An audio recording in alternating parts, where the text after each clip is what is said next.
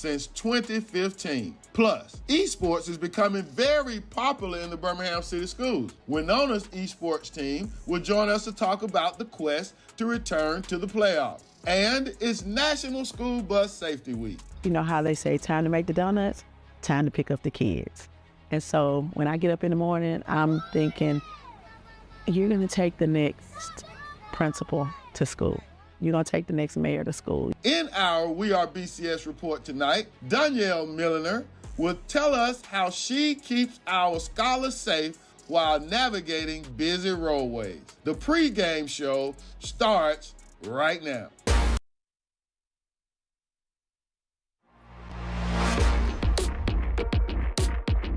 BCS, under the light.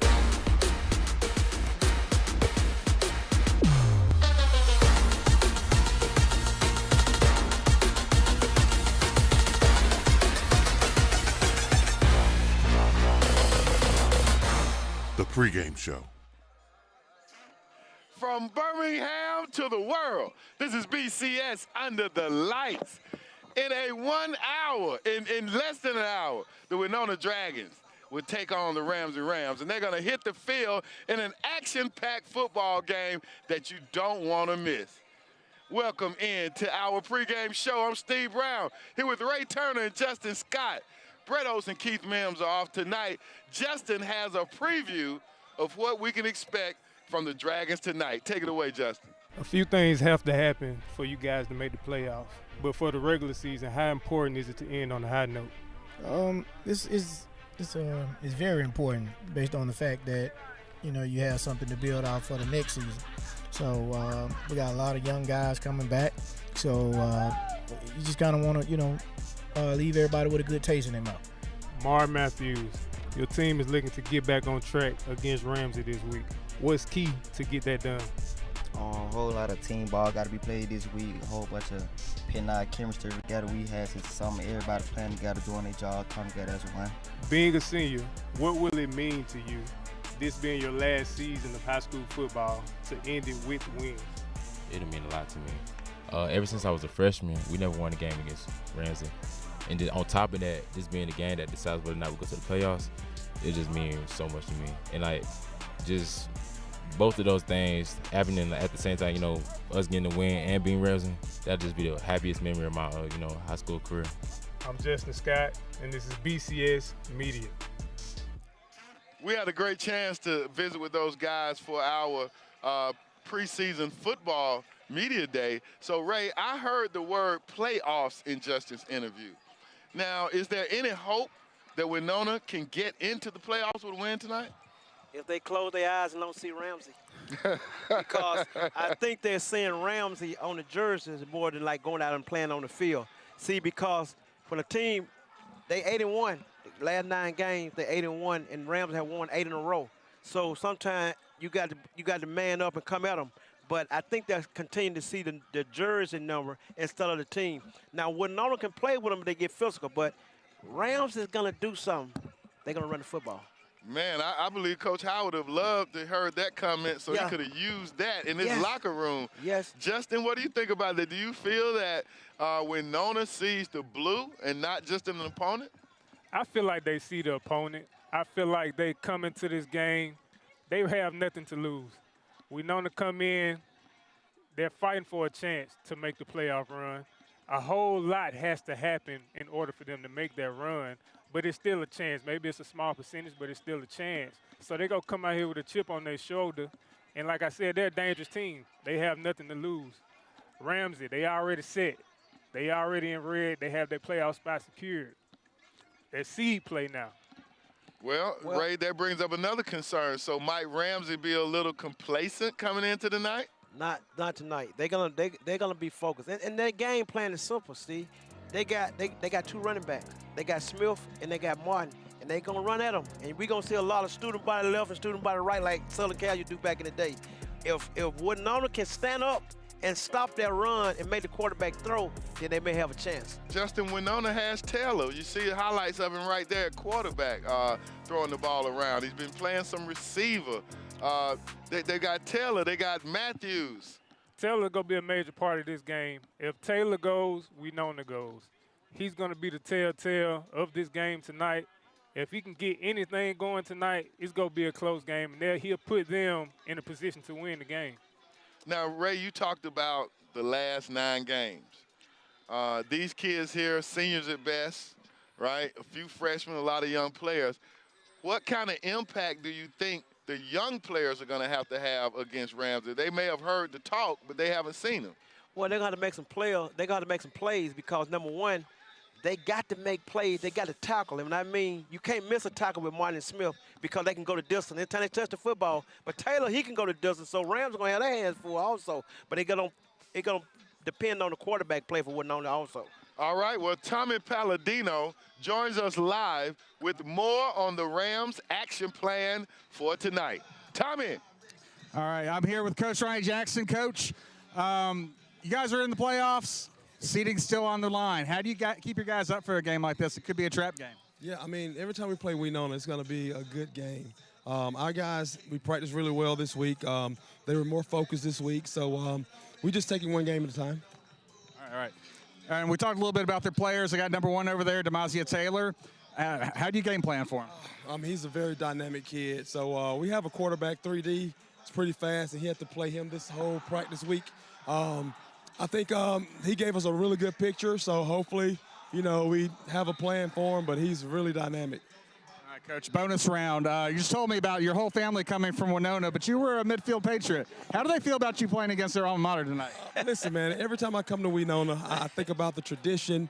On both sides of my family, they all went to Wenonh. I wanted to come to Wenonh also. So it just feels good when I come here, man. I do feel like it's home to me, but I'm just happy for the whole Wenonh family and everything, man, for everything that they do, the tradition they have.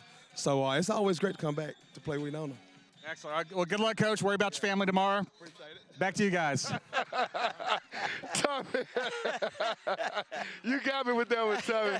Guys, what do you think about Coach Jackson's comment? We'll start with you, Justin. I did not know that about Coach Jackson. See, that's going to change my whole perspective on this game tonight. Coach Jackson want to get that upper hand at the dinner table for Thanksgiving. So, like I said, this game is a seed game. Everyone is playing for their seeds now. They're coming in. If Ramsay can pull this off and get that number 1 seed, they may be able to coast into the semifinals this year. Right? Yeah, I like Coach Jackson. He changed his dynamics for Birmingham City School when he was assistant coach, offensive coordinator, because over the mountain schools, they always use Birmingham City Schools for a homecoming pasta. But that ain't the case anymore. Don't nobody want to play Birmingham City Schools anymore. So now I like Jackson. But one guy you got to pay attention to to get them pumped up and get them all roused up is the running back coach, Q Jenkins. Now, he got Martin and Smith. Man, they got a 1-2 dynamic that Wenonh got to stand up to. Pendleton and Chaney, they got to tackle tonight. They got to be in the ball game to tackle. Well, we'll see. Yes, I had Coach Jackson over at Rutledge Middle School as a student. He was in the 7th. Ruben Nelson was in the 8th, my first year as a teacher. So, yeah, and a lot of people don't know his dad, Ron Papa Jack Jackson, was not only an outstanding baseball player here at Wenonh, drafted into MLB, but Ron Jackson was a top running back that good old Bear Bryant tried to get to come into the Crimson Tide fold, but he chose to go to Major League Baseball. Well, I think we can move on to the next segment. Brett Olson is off tonight, and we're going to miss him, but he still compiled his top 5 teams in the BCS. So let's check out the offensive side of the poll. At the number 5 spot are the 5-3 Dragons of Wenonh. The Fire Breathers torched the Hayden Wildcats 22-6. Jumping into the coaches' poll at number 4 are the 2-6 Colonels of Woodlawn, who got a big win, 40-37 over the Rockets of Gardendale. Slipping down 1 position are the 6-3 Bison of Parker, who had an unexpected drop against the Patriots of Homewood, 28-35. Stepping up 1 position to number 2 are the 4-3 Mustangs of Jackson Olin. Last week, the Ponies galloped to a 46-40 victory over the Tigers of Minor. Taking the pole position are the 5-3 Hilltoppers of Ramsay. Ramsay ran to a 34-6 victory over the 4-3 Carver Rams. All right, Justin Scott, what are your views on our guy Brett's poll? I like it tonight. I actually like it tonight. That 1-2 punch you was talking about with Martin and Smith, it reminds me of the Detroit Lions. That 1-2 punch they have, and those guys get going. Those guys probably gonna stay on the top of the pole at the end of the year. Right. And I see Jackson Nolan up there. You'll think with the head coach, you'll think they'll be passing the ball. But what they do, they hand the ball off. That's hand the ball off. And the running back went for 273 last week, 5 touchdowns, then he threw a touchdown, blocked the extra point. Nobody knew anything about it, but we were here. So we knew Lewis is big time. He's big time. And he made me think a little about David Palmer. He kind of got some moves like Palmer. He may not be quick, but he can turn the corner. Well, one of our Analyst graduates said that to me as we reflected on the game. I still don't know if they're better than the Thundering Herd on offense. Yes, they had a better game last week, but I don't know if I would have them too offensively, but it is what it is. Let's go on now to the top 5 BCS defensive poll. Let's see what Brett has put together here. Dropping to the number 5 position are the Carver Rams, whose defense allowed 34 points in their 34-6 loss to the Ramsay Rams. Making their way into the poll are the Colonels of Woodlawn, whose defense held off the Rockets of Gardendale in their 37-40 victory. Falling 2 spots to number 3 are the Bison of Parker in their 28-35 loss to the Patriots of Homewood. Moving up 2 pegs to number 2 are the 5-3 Dragons of Wenonh, who burned up the Hayden Wildcats in their 22-6 win. Taking a step up to the number 1 spot are the Ramsay Rams, who held the Rams of Carver to 6 points in their 36-6 victory. All right, guys, tell me what you think about how that stacks up. Let's start with you, Ray. Kind of agree with it because Rams, they're playing pretty good defense. And like I said, they're in a segment now where you got to beat them. They're not going to beat themselves, and they're going to stop you. They're going to make your quarterback, their job is to make your quarterback beat them. And if your quarterback can't beat them, you're in for a long night. Justin? I feel bad for J.O. tonight. No, Woodlawn. Parker plays Woodlawn tonight. Yeah. Parker's looking to bounce back from the loss they had last week. I think defensively they're going to come out and make a statement this game. And Carver, they got a tough test tonight against Corner. Yeah. If they can stand up and prove to be the number 5 defense they are on this poll, they'll be able to make a little change in the seeding going for the 5A class. And you know what? The biggest matchup tonight in Smithfield, Alabama is going to be Kentrell Davis against Young from Woodlawn. Now, that's going to be a battle. And I wish I could be there to see it because that's a D1 battle. Both of them D1. Both of them already committed to D1 schools. And then Young to South Carolina. So he may give Davis some trouble tonight. But I wish I could say I go home and watch it, though. Yeah, you might be able to catch it. But, you know, the thing is, Ray, I mean, Parker has so many weapons. Yes. I mean, that's really not going to in any way be a one-on-one battle. I get your point. Yeah. But how much it'll be featured will remain to be seen. What do you think, Justin? I think Woodlawn goes into that game with a chip on their shoulder as well. They know the season ending. They know what Parker has, but they come in like Wenonh here tonight. They have nothing to lose. They go play all-out football, especially the seniors, knowing it's their last ride. So it may be an interesting game. Well, now to our Marlon King, Block Global Commercial Real Estate Scholar Athlete of the Week. We're spotlighting Jakari Cheney. Jakari is not only skillful on the gridiron, but also in the classroom. He's earned a 3.5 grade point average. Jakari is a model of success in the BCS. Up next, we'll get our top 5 band poll coming off the Magic City Marching Band Festival. You're watching BCS Under the Lights.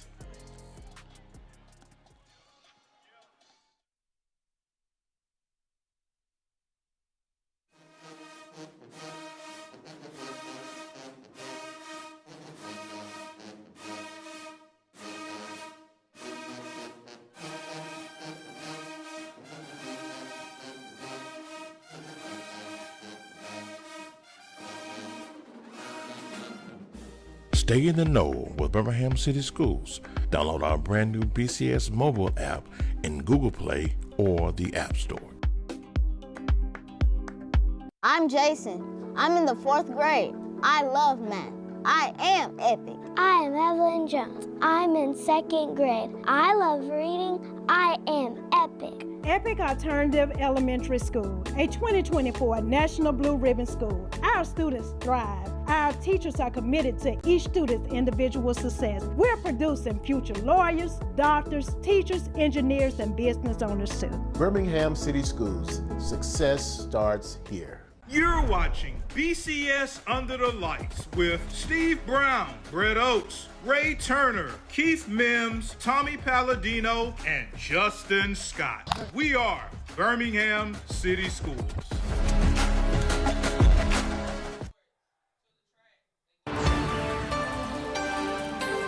Hello, BCS family. I hope you're having an amazing day. My name is Hadiat Tuso, and I'm a 4th grader at Hemphill Elementary. Home of the Brysons, I have your game day forecast for today's game between the Rams of Ramsay High School and the Wenonh Dragons. The weather is going to be much more cooler tonight. The forecast calls for temps in the lower 60s at kickoff and the lower 48. Don't forget to grab a jacket and stay warm. That's your game day forecast. Enjoy today's game. Now back to you guys.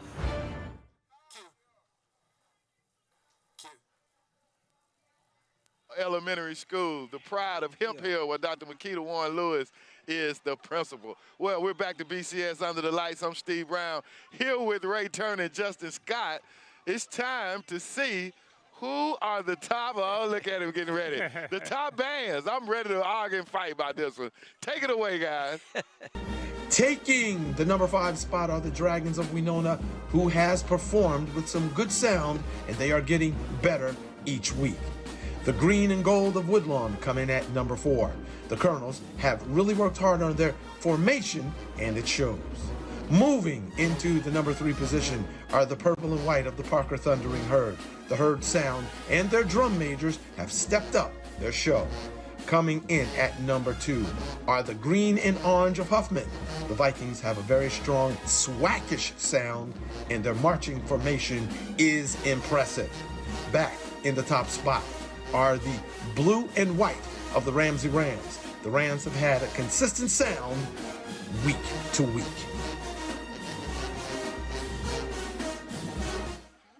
All right, guys. Justin, to you first. The poll is okay to me. The poll is okay to me. I told you guys it was going to be some green and gold in this top 5 coming into this week. Now, we had the broadcast this past Sunday for the BCS band, and I believe Huffman has the best band in the land. I know Ramsay, y'all want to fight me, I understand it. But Huffman came out, they was loud, they was beautiful, everything, I loved it. Right? Well, I don't know how come Carver didn't make the list, because they had enough iron over there in North Side to take home. They needed a truck. Them Rams needed a truck, all the iron that they accumulated. But that's what my poll would have came from the band competition we did Sunday. And like I said, Rams will perform, but just like nephew Jay Scott said, hey, you got to recognize Huffman, and I thought Huffman did a better job.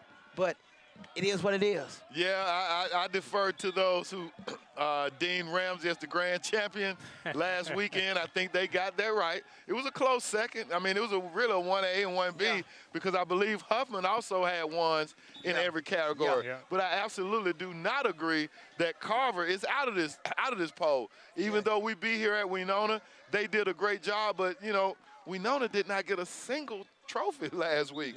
And that was kind of odd. It was, well, now let me explain that. They were in 3 divisions. And Wenonh was in with Ramsay and Huffman. So they were in the SEC of divisions in their band competition. But like we had said before, Steve, I brought up last time about how they done away with the major rest, and here Rams will pop up with 11.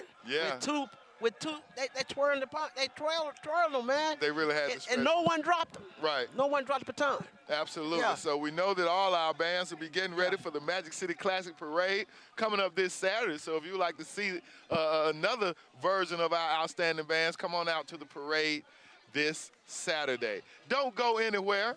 We have some delicious foods to show you in our Game Day Food segment. You're watching BCS Under the Lights, the pregame show. Get a look. Oh, my. I'm ready.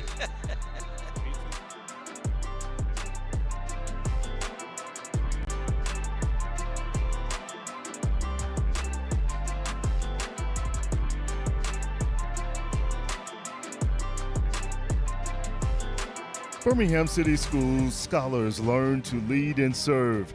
They travel throughout the country and around the world, excel in the classroom and on playing fields, tracks, and courts. The knowledge they gain leads to millions in scholarships. The lessons they learn today and nurturing they receive prepare our scholars to own businesses, star on stages, lead universities and corporations, impact our nation and our world. Birmingham City Schools, success starts here. Attention, dress right, dress, ready, front. The JROTC program, it is not designed to put cadets into the military. Left, left, hey, ooh-ah! It's designed to motivate young people to become better citizens. Left, left, come left, march, left. What you see here is a very devoted group of young cadets at Wenonh High School. Right, right. Company, attention. Learning important life skills in the Junior Reserve Officers Training Corps taught by First Sergeant Senior Army Instructor Alfred McMillan. What does it mean to be a Junior ROTC cadet? It means being a leader and learning how to be a leader. It means having challenges you have to face, and it's a lot of discipline, but it makes you be a better person. March, left, left, march, left. How exactly has being a cadet helped you as a person? JROTC has shown me that discipline is necessary through life. It keeps me out of trouble. It helps me better myself. Exactly how much did you know about the Junior ROTC program before joining? I knew about like military time and stuff like that, but being in the ROTC program taught me a lot of like leadership, being able to be in formation. For cadets who are interested in joining the armed forces, the Junior ROTC program offers them credentials that are very beneficial after high school. If they do 3 years, complete 3 years of JROTC, they will credential as a credential cadet, where if they decide to go into the military, they will not go in as an entry-level enlisted 1, but they'll go in as an enlisted 3. Tell me, will you encourage others to join the Junior ROTC program? I've motivated like 3 of my friends to join the program. It's great. Sergeant McMillan believes the Junior ROTC program can help students find that sense of purpose. A lot of our kids, we don't know what we want to do out of high school. And I'm a prime example myself. I'm a product of Birmingham City School System. And upon graduating, I really didn't know what I wanted to do. And I did 4 years of ROTC. Those 4 years turned into more than 2 decades in the service. And now Sergeant McMillan is paying it forward, inspiring his students. Now, do you plan to join a military branch? If so, which one? I will be planning to go to the Army. I do have plans to go to the Air Force after I leave high school. I'm Jalen Holloway, BCS Media. Hello, I'm Jennifer Gilbert, the Academy Coordinator here at Ramsay High School. In the Academy of Engineering, students engage in hands-on learning experiences through STEM. They visit colleges, they also tour work sites, and even earn industry credentials that better prepare them for the workforce. If you would like to be involved and learn more about the Academy, email us at jgilbert@bhm.k12.al.us. We look forward to hearing from you.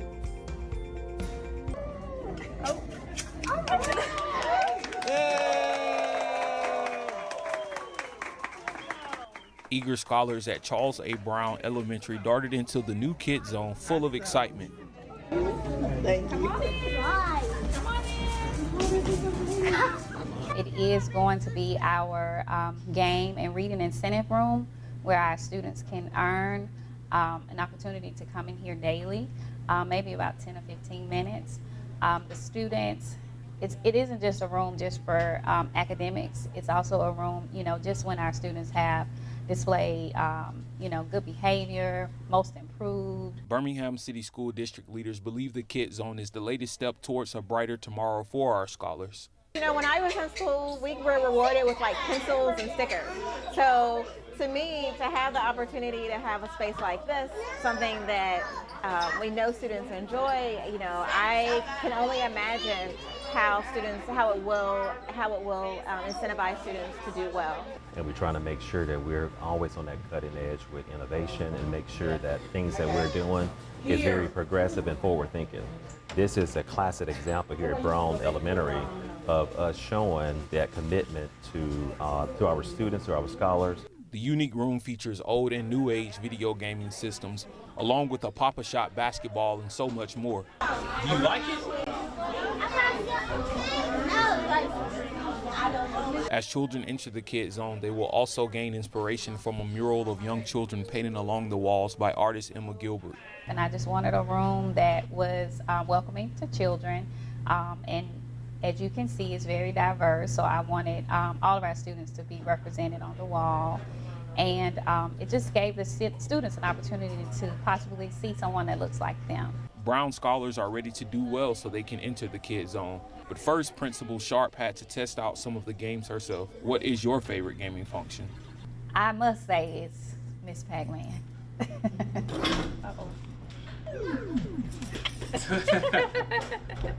The Kid Zone will also include a book vending machine. It's truly an exciting time in Birmingham City Schools. I'm Jalen Holloway, BCS Media. You're watching BCS Under the Lights, a production of Birmingham City Schools.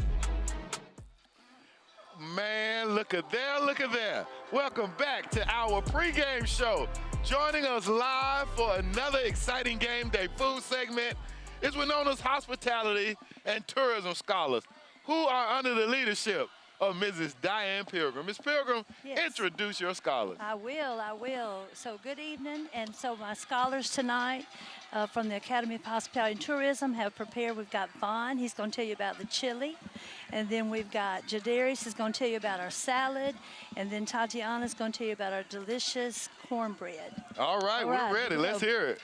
All right, so here, what we have here today, we feel like since it's been getting a little chilly outside, I know you feel the weather, we made some chili, and basically what we did was sauteed the onions, put the ground beef in, then got a lot of tomato-based products, put it in with the ground beef broth, and then we let it simmer, let all the juices marinate the meat, and we got chili. Man, just hearing you describe that just makes it delectable. It definitely didn't come out of a can, right? Thank you. Nope. No. All right. And I have a salad. It has pecans, cranberries, and feta cheese in it.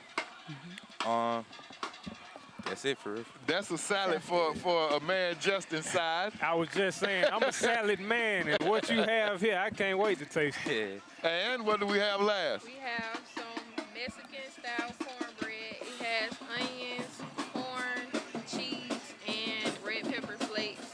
Like, it has a spice to it. It goes well with the chili. Okay, so let's start with chili and cornbread for me. Okay. Brett, what would you like? I mean, I'm sorry. I want to start with the salad, please, if you will. Man, and then I see something in the pot. What's in that pot over there, brother? Oh, what's in that pot is potatoes to go with the chili. Okay. So you can do a baked potato and put the chili. We got all the fixings to go on your chili or your potato. My goodness. You want to start with the chili? Yeah, give me a little dab of chili or if you don't want the potatoes, you can get the chips. Yeah, that's good. That's start for me right there. All right, let's get a spoon. And what do you want on your chili? I want cornbread in it right now. Okay. All right. Let's see what we got here. Mexican cornbread. Wenonh chili. Small bite, Nikki. I'll take a spoon.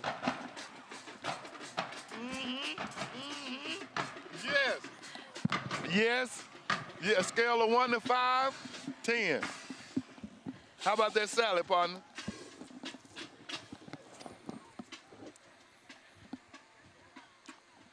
See me licking my fingers. I see it. Get it all, brother. The salad delicious. I've never had a salad with walnuts in it. I've always been against that. But here tonight, you guys showed me something different, and I love it. And what did you say was in this cornbread?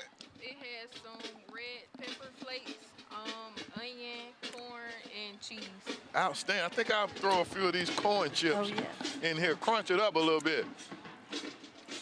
Well, you're getting some of the best from the hospitality department. Now, talk about some of the awards that you all have won and some of the things that you have planned for the future for these scholars. So we've got a lot of things. We just got back from a tour, And so we are getting ready for competitions come up in the spring. So we have the FCCLA competition, we'll have a baking competition, and then the savory competition, and then we'll have our culinary team that will compete in Mobile so all the competitions. So they're getting ready, and hopefully we'll compete in the competitions. So do you guys already know what you're bringing to the competition? What is that process, process? Different things. So the Pro Star, they can create their own menu and come up with whatever they want to prepare, and it just has to have the entree and a dessert and like a vegetable to go with your entree. And the FCCLA, they give you the recipes, and you have to create everything, take it, and prepare it in front of the people. Well, let's hear from the scholars. Talk to us about where do you see yourselves going with this, and or take the question of how do you look forward to competing in these competitions? Tell us, answer one of those questions, each of the three of you. Okay. Start with ladies first. Okay.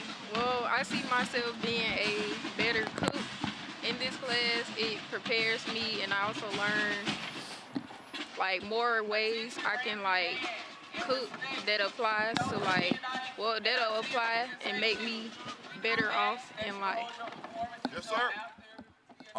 Where I see myself is basically this just, it helps me a lot because I know how to cook, but it's like it helps me explore like more dishes, like being able to cook different things. Cause like what I cook, it really be simple, but like cooking stuff like this, it helps a lot. Last but not least, what I see myself with this experience is becoming a personal chef, traveling the world and learning new ingredients and flavors that I could use to let other people try that they never went around the world and taste. Man, all three are great answers because one, what I like from you all is the joy of cooking. I hear you all saying you just want to get better so you can provide better meals for the people in your life that you love. And here you are, you have that same thing in you, but you have a vision to go career-wise with it and take things to the next level. So I say all three of you all are well on your way, and with a great professor like Miss Pilgrim, my goodness, the sky's the limit. It is the limit for them. And what can you say about them as scholars? I mean, they've just taken it and look what they've created. And they have all these wonderful ideas, so that just makes me want to do more and more, absolutely. Well, they're about to send the old Sandman out for me with the hook. I'm trying to extend the conversation so I can eat more, but it's time for me to depart to the pregame show and get ready for the main show. So up next, Jalen is gonna come in and talk with the Wenonh Dragons indoor track and field programs about their upcoming season.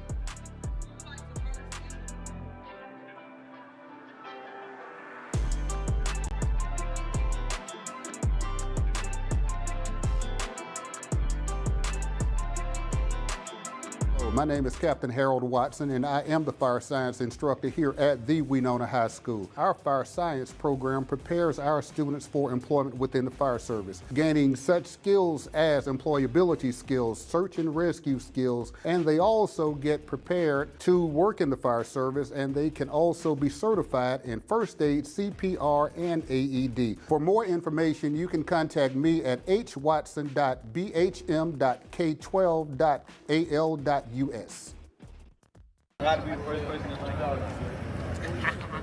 Students in the Academy of Hospitality and Tourism at Wenonh High School are eagerly loading the bus to visit historic Selma, Alabama.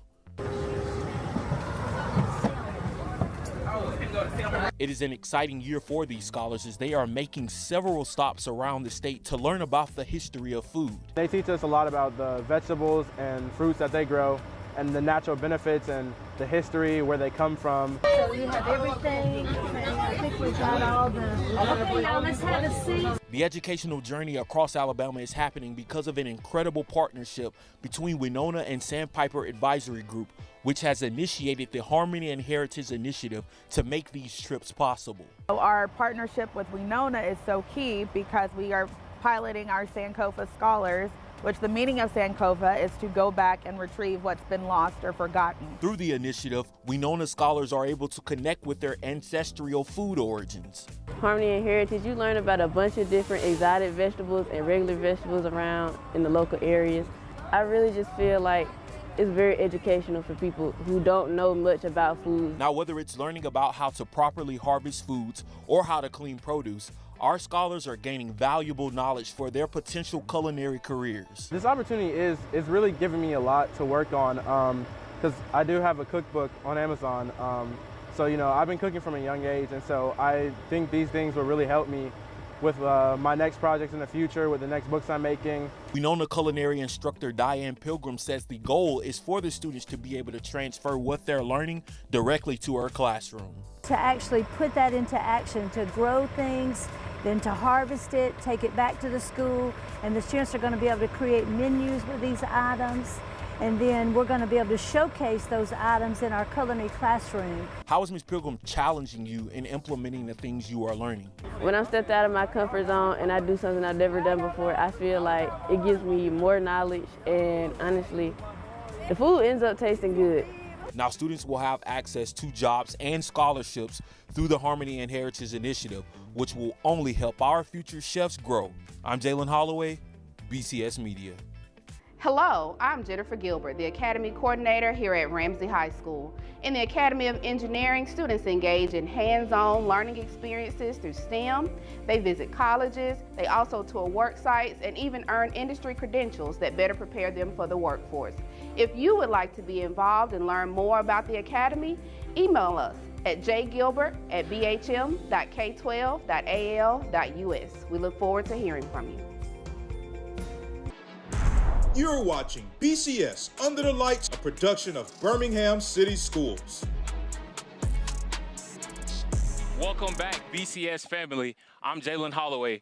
Now, it's getting pretty chilly out here as the weather outside is changing, which means it'll soon be time for the Wenonh track and field athletes to show off their speed and strength for their upcoming indoor season. Joining us now is one of 3 of the coaches for the indoor track and field team, Coach Rod Patton. Coach, how you doing? Tell us who you got with you. I'm doing fine today. Here with me is Devon Scott. He's one of our sprinters, mid-distance sprinters. And Alana Reed is also, she's one of our sprinters as well. Okay, well, you just came from culinary. Yes, sir. You do a lot of stuff. Talk about you from the athlete side of it. What are you doing to prepare for this upcoming indoor season? What I'm doing to prepare for this upcoming season is getting in that extra work, because, you know, I do football too. So right after football practice, I'm right on the track, practicing, getting better, trying to lower my times so this year I can make it to state and possibly go even further and get offers, scholarships off just being an athlete. Multiverse, that's the thing about it. Do all you can so you can have the table of possibilities open for you after high school. That's good. And how are you preparing for this season? You know, you told me about all the different events. It's so many, it's a laundry list to name off. You told me about some of your goals. Tell them about some of your goals like state and things like that you have for yourself this year.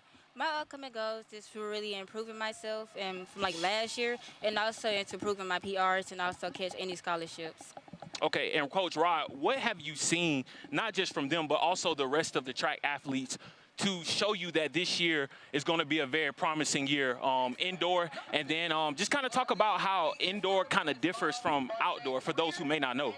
Okay, so with my perspective of the indoor, outdoor, to me, I look at indoor as more so as an explosive sport, getting on quick reactions, working on spring, like certain steps coming out the block. Outdoor is more of like, I look at outdoor as more like a bigger challenge than indoor. Of course, you know, all the good athletes are in the outdoor season.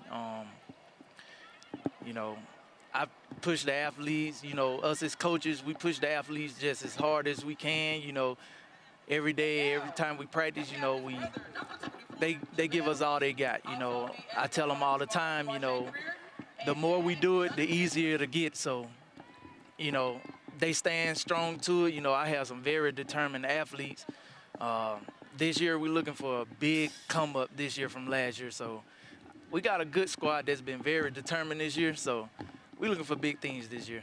And talk about when exactly is your first upcoming indoor meet? I know it's very close. So our very first upcoming indoor meet should be around December, like mid-December. for that track meet, you know, we're going to use that as a good eyesight to see where all our track athletes are, as well as what they do with competition.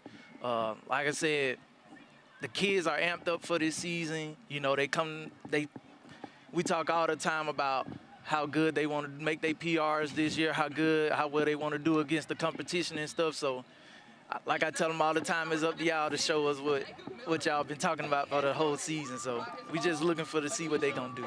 That's right, Coach Rod. It's about doing well personally so you all can do well collectively as a team. We thank you all for stopping by tonight. Yes, sir. And up next, we will chat with members of the Wenonh High School electronic sports team about their growing sport and upcoming season. Please don't go anywhere, because BCS Under the Lights will be right back.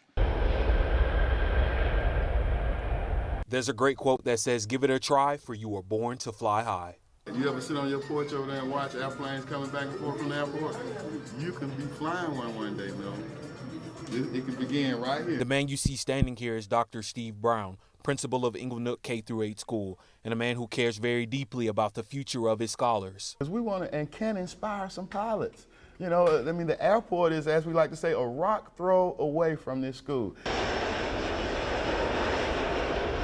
Just a few miles away from the Birmingham Shuttlesworth Airport lie scholars at Inglenook who are learning just what it takes to fly different airplanes in the school's new innovative aviation simulation lab.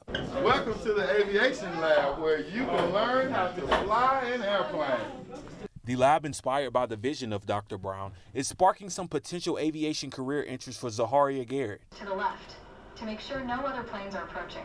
First, we have to check if the runway is clear, so we look left and right, and we make sure no one is coming.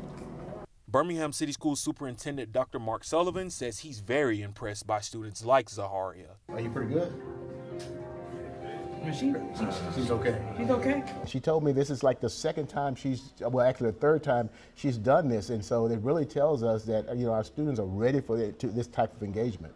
Inglenook's Aviation Simulation Lab is the latest career and technical education program added in Birmingham City Schools, something Dr. Sullivan is very excited about. Dr. Sullivan, why are CTE programs important for elementary and middle school students? In the aviation field, there are aviation mechanics, there are drone pilots, so there are a lot of opportunities for kids to really explore and understand the importance of work. The lab is funded through Title I federal funds and support from district and state representatives, allowing students to enhance their critical thinking and problem-solving skills while utilizing STEM, which is science, technology, engineering, and mathematics. Our kids are going to be studying the history of flight itself, researching various pilots and astronauts, and researching space flight. The CTE program gives students the opportunity to earn aviation certifications and credentials through module-based courses. Just like in the real world, hey, you want to take our aviation test, and then if you score the highest, you're going to be in our first cohort to get to go through a full comprehensive simulation program.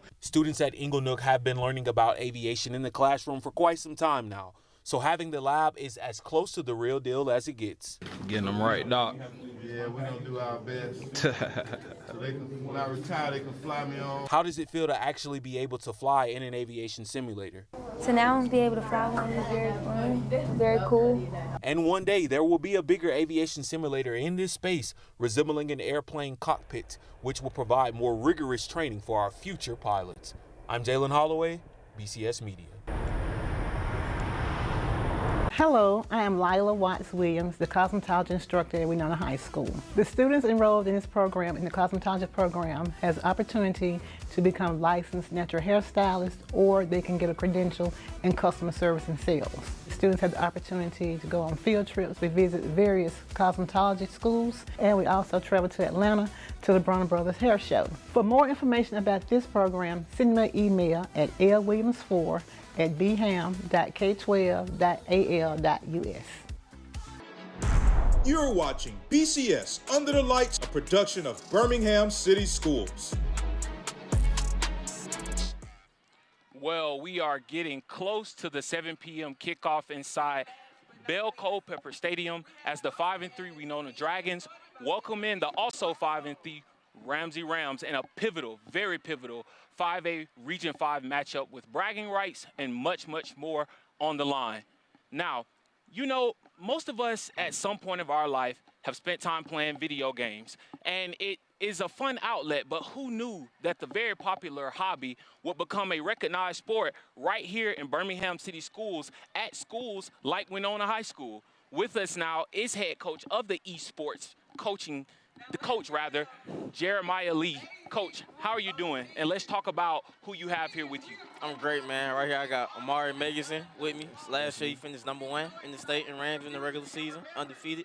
And right here I got my boy Keyshawn Prater with me. Right here he was state runner-up in NBA 2K last year, so he had a great season also. So we're getting into our second season this year, man. Coach Lee, talk about the evolution of esports and give a little bit of a backstory for those who don't know, because it's still a growing sport. Right, so it went from just playing the game to now you playing the game with strategy. It's a best 2 out of 3 format, so it's about making adjustments from your losses, something similar to a regular sports almost, but it's on the game like you would when you was a kid. Yes, and for you, what encouraged you to join this team? Were you somebody who grew up, playing video games and that encouraged you to join the esports team? Kind of talk about your process and joining the team. Well, it was a flyer on the wall in the hallway, and I was just interested in joining. And I've been playing games since I was little, so it was like a fun experience when I first joined the team by this coach right here. So yeah. And for you, how cool is it to be able to play video games, but now you can get a scholarship for that? Talk about the evolution of esports in that way to where it could pay for you to be able to go to school for free. Coach, talk about that. Talk about that, Coach. It's a great opportunity. Both of them, they nervous to talk about it, but both of them colleges have already sent me emails about both of them. Colleges in Alabama to play NBA 2K and Madden respectively. So when they get into their junior year and senior year, we'll be able to talk about it a little bit more, and y'all will be congratulating them for being some of the first students with scholarships from Birmingham City Schools. And what is your favorite part of being a part of this team, besides having this guy right here, Coach Lee, grooming you up and challenging y'all every day, and kind of talk about how maybe it resembles being on a traditional sports team in some ways? I mean, it helps me out a lot, it helps me learn each and every day, and, just keeps me thinking, keep me, what I'm saying, going ahead, what I'm saying. And for you, what are some of the things you want to grow in this year, in your skill sets? And, last year, like you said, you were runner-up. So, like they always say, if you're not second, if you're not first, you're last. So how are you trying to be, first?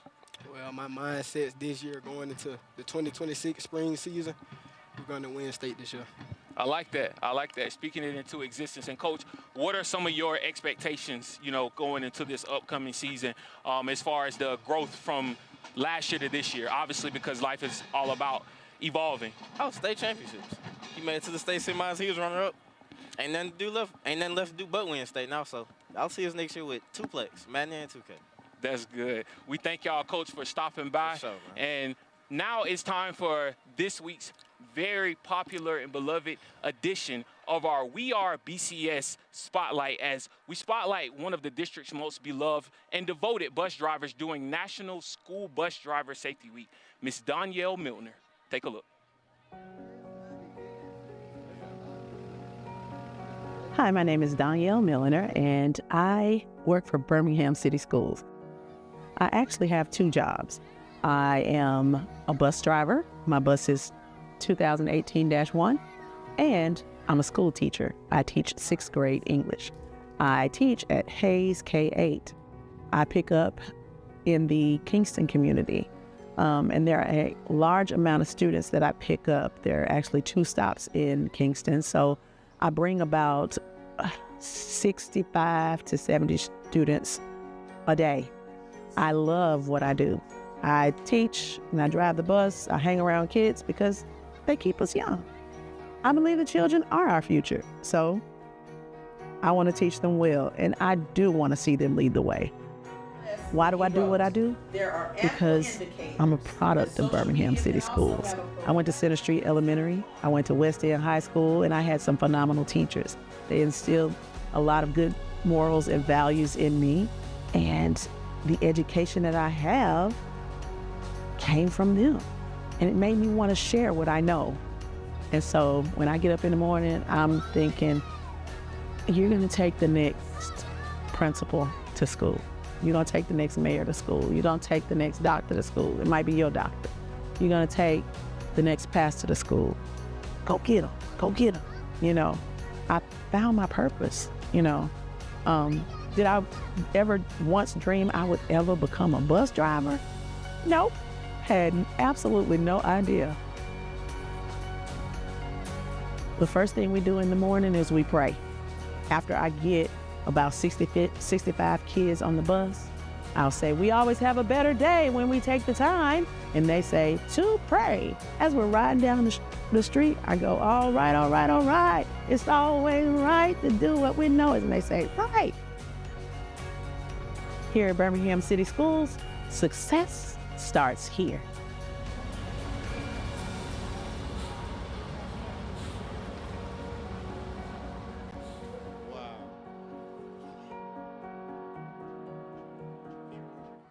Well, folks, that'll do it here for us down here on the pre-show. But don't go anywhere. The main show starts right now. BCS Media. From Birmingham to the world.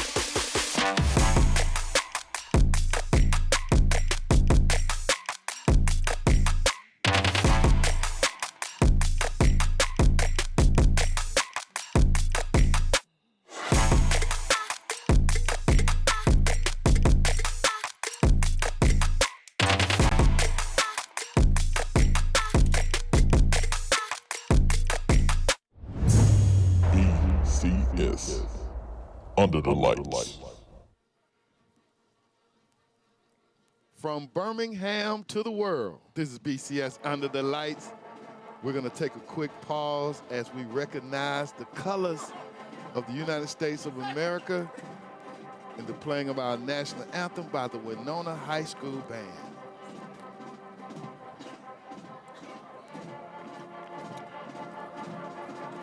We're here at Bell Culpeper Stadium on the campus of Wenonh High School. Ray, as we're getting ready for the band, the fans just don't know what they got in store tonight, do they, buddy? It's going to be a lot of excitement, Steve. As the coaches make their way to the booth, you hear the band sputtering and warming up. They're getting ready to blow it out. They're getting ready to blow it out. But Ray, we're at the peak of the season here. This is next to the last game before the playoffs begin, and Ramsay is already in. Wenonh is trying to keep hope alive.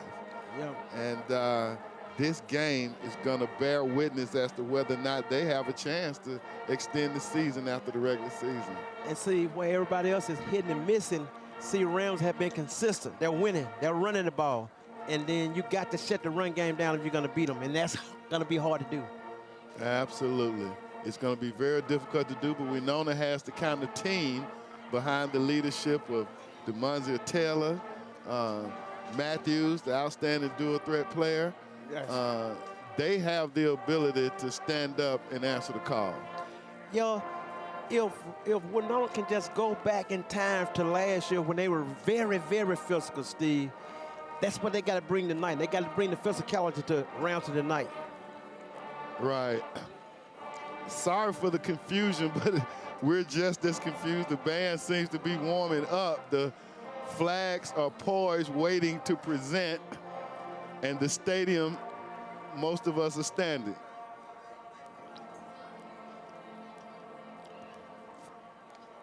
Is it me? I don't think so. As I laugh at the camera lady, one of our outstanding students says, not just me, it's all of us. But we're having a great time. We're some 7 minutes and 20 seconds away from the game. We did in the first game, we had the girls flag football championship featuring the Wenonh Dragons. They defeated the Huffman Lady Vikings to earn their 4th consecutive BCS flag football championship.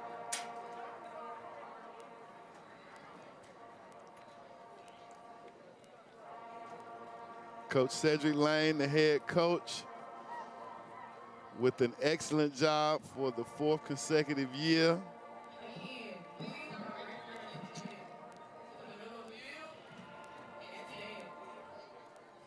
Okay, we're ready now for the presentation of our colors.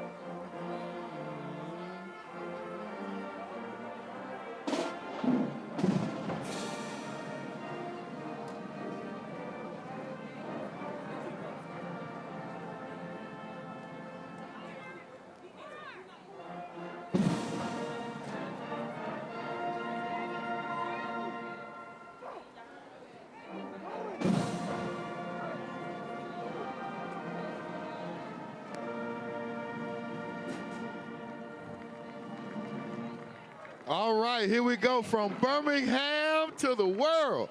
This is BCS Under the Lights. I'm your host, Steve Brown, with my man, Ray Turner. Brett Oates has the night off, and we're excited to welcome you to season number 4 of BCS Under the Lights, where we're shining a positive light on the student athletes in the Birmingham City Schools. Ray, how you doing tonight, partner? I'm good, and I'm glad to be here. I'm ready for the show. Absolutely. Tonight we're on the west side at the Bright Star on the Hill to showcase the Wenonh Dragons as they take on the Ramsay Rams. That's right, Steve. This is not only a 5A regional matchup, but a BCS versus a BCS matchup as well. As I always say, it's the city. Birmingham City. Yeah, there it is, Ray. And at this time of the season, the playoffs are starting to take full shape. We currently have 4 BCS teams for the playoffs. Parker, Jackson Olin in 6A, and Carver and Ramsay in 5A. The game this week will finalize seeding for this year's playoff, so all 4 teams will have something to play for. That's right. You're getting a look at the Wenonh Dragons about to come out on the field, and see a win for Ramsay will help seal the 2nd seed for them in their region, and a win for Wenonh will be the first win against Ramsay since 2015. Wenonh really relying on athlete DeMarza Taylor and lineman Jakari Cheney to help make the difference tonight for a win. They got to step up, Steve. That's right, Ray. They got to. Now talk a little bit about what they're going to have to do. How they're going to have to step up, Ray? They got to get physical. They got to stop the run. They got to wrap up. They can't let Martin break tackles. If they can wrap him up and hold him till somebody else get there, that's good. But if they miss tackles, he can go to distance, him and Smith. And so then what then does Ramsay need to do to make sure Wenonh does not thwart them and their quest for 2nd place in this region? They got to keep an eye on Taylor. And what they're going to do, they're going to have a spy on him. You got to have a spy when you're playing Wenonh, because Taylor, he's all over the field. So you got to have a spy on him. When he in your lane, you got to make the tackle. Taylor has to be one of the most dynamic players in the Birmingham City Schools, and we saw one last week out at Woodlawn High School, did we not, Ray? Yes, yes. And see, Lewis ran for 273 yards, 5 touchdowns. He threw a touchdown, blocked the extra point to send the game into a 3rd overtime, and then he ran it in for the touchdown to seal the victory. Darion Lewis was an outstanding player last week, and as we said, you probably have 3 of the 4 best running backs in the BCS on the field tonight. That's no doubt about it. But when you mentioned Martin Smith, they are above a lot of people, but Taylor can stand up with him. Remember last time we were here, he went for 308 yards receiving. Exactly. Well, before we kick things off, let's hear what the weather will be tonight from one of our very own BCS meteorologists in the making, sponsored by AL.com.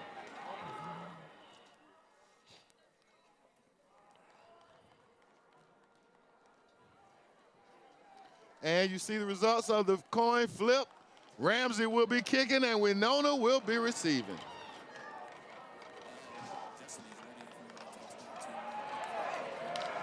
Justin is down on the field. Let's go to Justin at this time.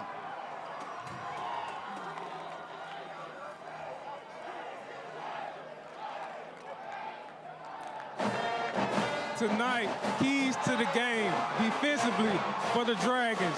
They have to stop Ramsay's running game. If they can contain the running game, they can come out of this with a win. They have to get beat through the air. Defensively for the Ramsay Rams, contain Taylor. If they contain number 1 for the Wenonh Dragons, they will have a good night. Offensively, the Rams have to get that offense going with the running game. Defensively, everything runs through Taylor. Defensively tonight on the offense, if the Wenonh Dragons can get it going through Taylor, they'll have a good game on their hands. Back up to you guys in the booth. Thank you, Justin. We'll get to that weather report later. But for right now, we need you to know we are homers tonight because we've got BCS against BCS, and this matchup is going down on the west side of Birmingham.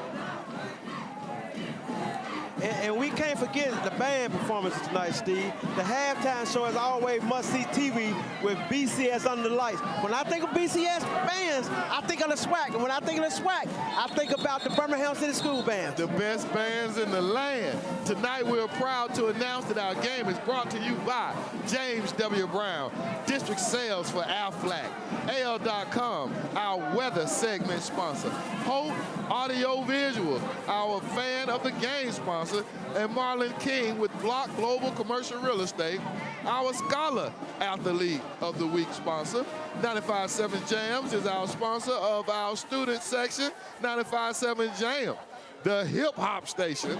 And we have Jersey Mike's back tonight as our halftime sponsor for this game. Well, the bands have already started volleying blows back and forth. You can hear them. Wenonh is on the stage right now, and the ball is about to be put in the air. Ray, let's check out some of the other scores from last week. Parker lost to Homewood 35-28. Yeah, then Wenonh, they get a much-needed win and region win. They won over Gardendale 40-37. All right, here we go. Ramsay is ready. Foot to ball, and the game is underway. And it goes out of bounds. So Wenonh will start with some good field position. Well, Wenonh, what they got to do, Steve, they got to run the ball and keep they got to make some long drives and take the time off the clock. That's how you beat Ramsay. You got to get the football and drive down the field. I see Wenonh is ready tonight to prove that their ranking in the band poll should have been higher. They're coming out they got something playing. Well, I think they did them wrong over there, but that's just me saying that. But because I thought they did it, I thought they performed pretty well, Steve. Well, I'll let you take that up with Brett Oates when he gets back. So Wenonh puts it into play. Trips to the left. Quarterback in the shotgun with an offset running back to his left. Single receiver to the right and a flag. Out the box. We got illegal procedure. Not what the Dragons need. Not what they need because they don't need third and long distance.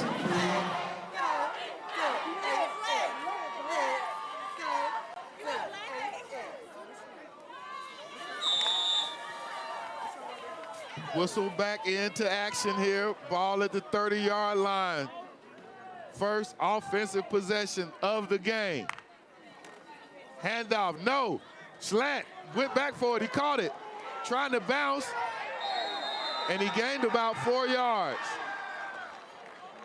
I like that play, Steve. Don't try to get it all at once. Just go across the middle. You remember we talked about the tight end. That wasn't a tight end, but he was in the tight end. He was in the tight end area. That's right. Bring it up now for Wenonh, a 2nd and 10.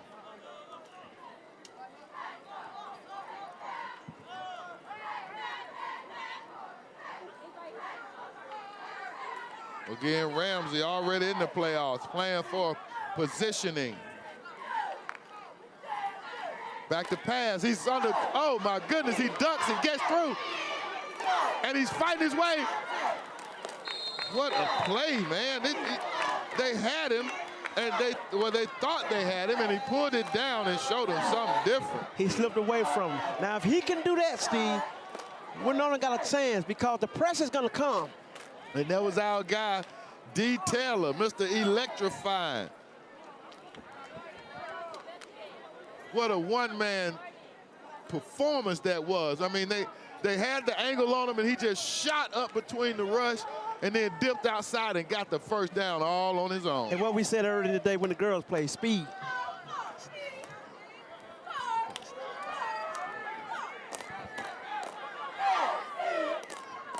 First down for the Dragons.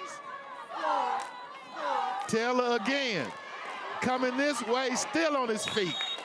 Submarines for about 9.5.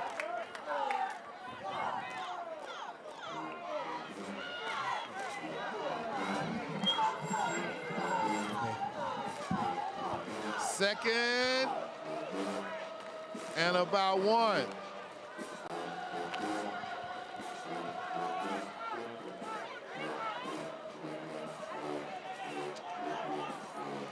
Trips to the left. Single receiver to the right. Offset running back next to Taylor. He throws it, fakes it. Nice pump fake. Gets it to the receiver on the slant. A little bubble screen, actually. First down Wenonh. Looking good here. Looking good. Wenonh is on the move.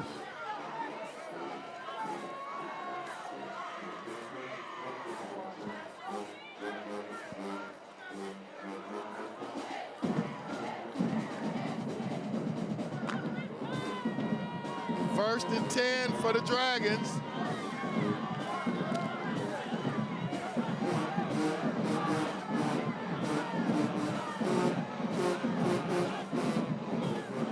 Man in motion. 3 to the right this time. Handoff up the middle. And Ramsay meets him for only about a 2-yard gain. Now we know that May is a solid performer on that defensive line for the Rams. He is one that Wenonh is going to have to handle if they want success outside of Taylor in the running game. Well, see, that's Rams' strong point up the middle. They can stop the run in the middle, but they need Wenonh need to turn the corner. They need to get outside. Look what we got here, Ray. Look at this formation. Kind of like the swinging gate formation. Yeah. And they hand it off, and it gets nothing. It gets nothing. Fool no one. Only gained about 1 yard. I don't think Rams expected Taylor to be at quarterback. Seems like they caught him off guard with it for a minute or two. And that may have been a very effective strategy against a defense that is very good and has a lot of speed. Yes.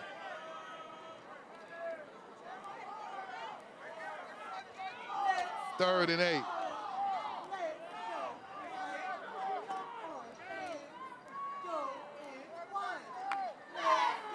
Back to pass, he's looking. Oh, he's under duress, but he gets out of it. He fakes and he's still going, but they got him. No, they don't didn't. get him. Oh, but they got him now. Oh, they got him.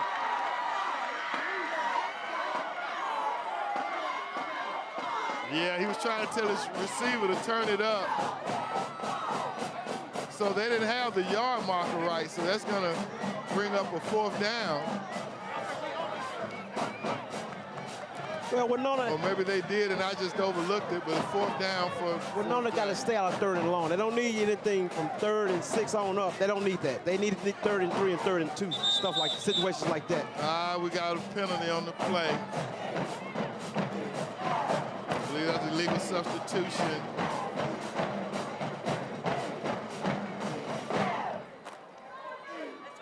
So they got to bag that thing up.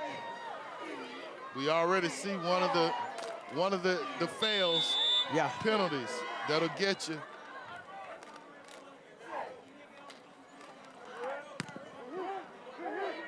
Nice boot. And it goes out at about the 26-yard line. We'll get to see the Ram offense go to work. Well, Race, so far we saw some signs. We saw Taylor get loose, create some things, but then we saw Ramsay kind of stiffen up. Yeah, because they started out running wide, but then you running into the strength of the defense of Rams. That's up the middle. You can't beat them up the middle with May and Hope.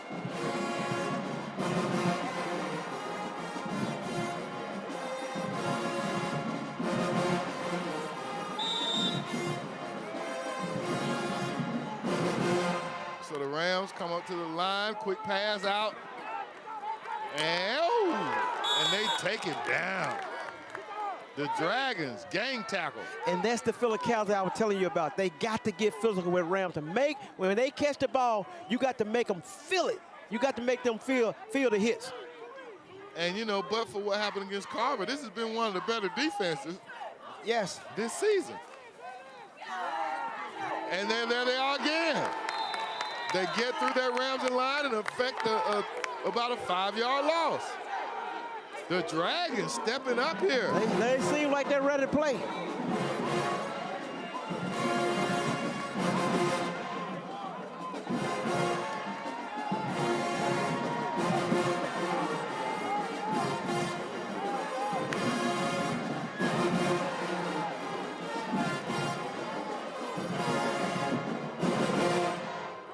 Back on the third down, he's looking, he finds something in the middle. Interception. Off. He picked it off. Wow. Interception Wenonh. Wow, Ray. The Dragons are looking good so far. They're looking good. They look like they're ready to play. Get in the end zone. Defense says, here we are. And Ramsay, Steve, they prefer to run the football. They don't want to get in the passing. They want to run the football. That's right. That's but right. just then it was 3rd and long, so they had to throw the football in. We saw Martin with only one touch in that possession, and that was for a loss. The Dragons get it at the 38-yard line.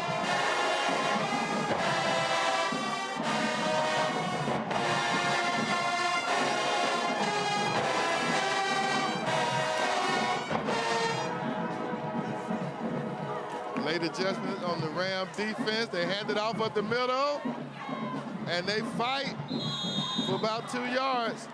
Guess they're going to keep challenging. You got to keep them honest. Well, they keep it honest, but it's a good thing because they're still trying to run the football and they're running clock at the same time.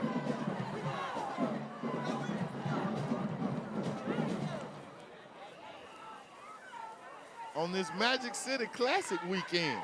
Oh, Get to see all of our bands in the parade on Saturday morning. Most will head out to the game and enjoy the festivities. Both university bands are barnstorming, going to our local high schools and homecoming queens all across BCS, visiting schools, giving back. 2nd and 9 in Dragonland. And we got a timeout for Wenonh. The Ramsay band is blowing it. The #1 band, according to the BCS. #1 band in the land. And this timeout is sponsored by James W. Brown, independent social representing our flag. Give him a call.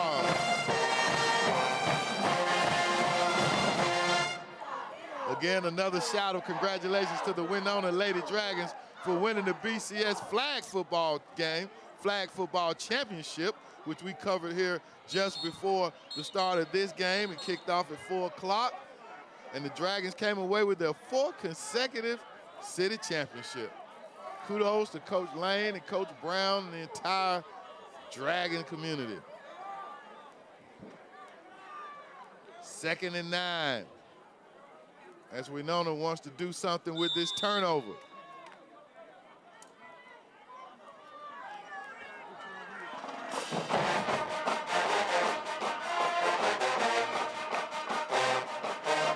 Taylor throwing back to his left. They set up a screen. And they got about 4 yards. That was a nice play. It was.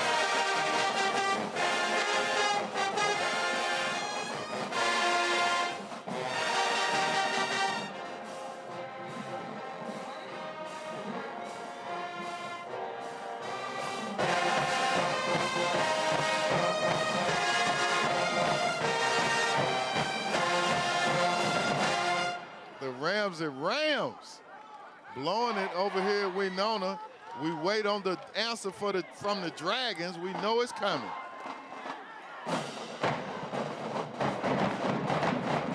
Taylor back to pass. is thwarted by a penalty. I think you better call somebody, Ray, and tell them Ramsay and Wenonh are doing battle on BCS under the lights. They are battling close to where? New Hill? Is it New Hill? Oh, yeah, man. Hey, now, you don't know that about Wenonh, boy. Just tell us it's a New Hill. You better send them to the YouTube channel, send them to Facebook, because we got it going on here in Wenonh.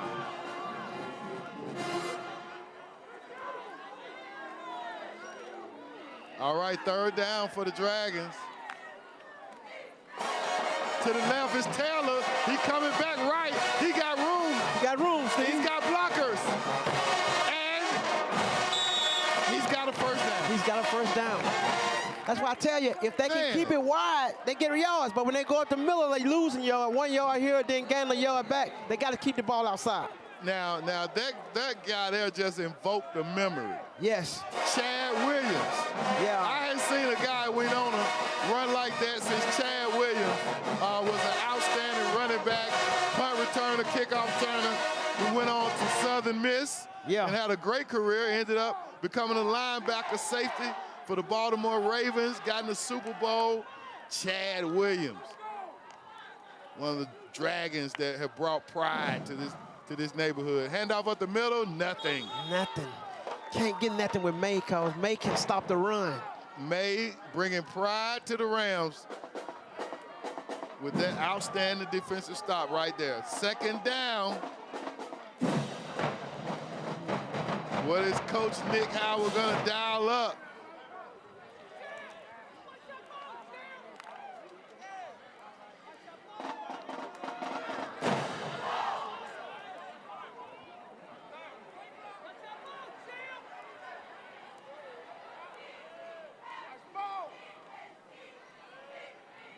Second and 12, back to pass is Taylor. He's under duress, and he throws it away.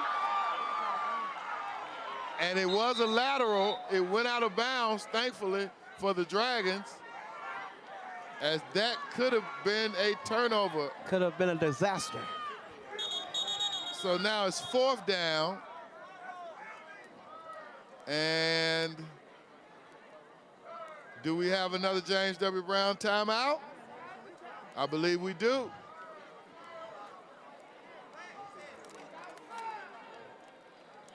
As the officials discuss, I guess they're trying to be clear. Was it a lateral or a forward pass, or maybe wasn't even grounded, because he was in the grasp of the defenders, even though I didn't see any laundry on the field.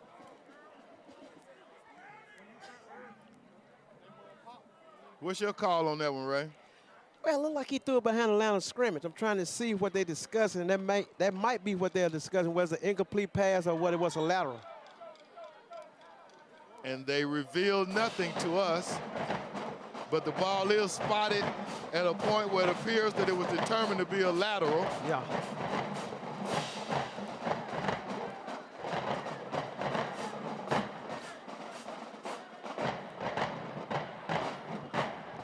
So with 2 minutes and 2 seconds remaining in the first quarter, and okay, I thought it would be fourth down, but it's actually third down according to the sticks. Third and long.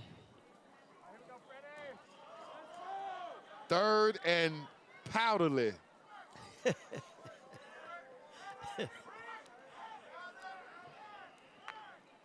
Taylor's back. The rush is on. He throws a nice spiral, and he was touching the boy, but there's no interference call.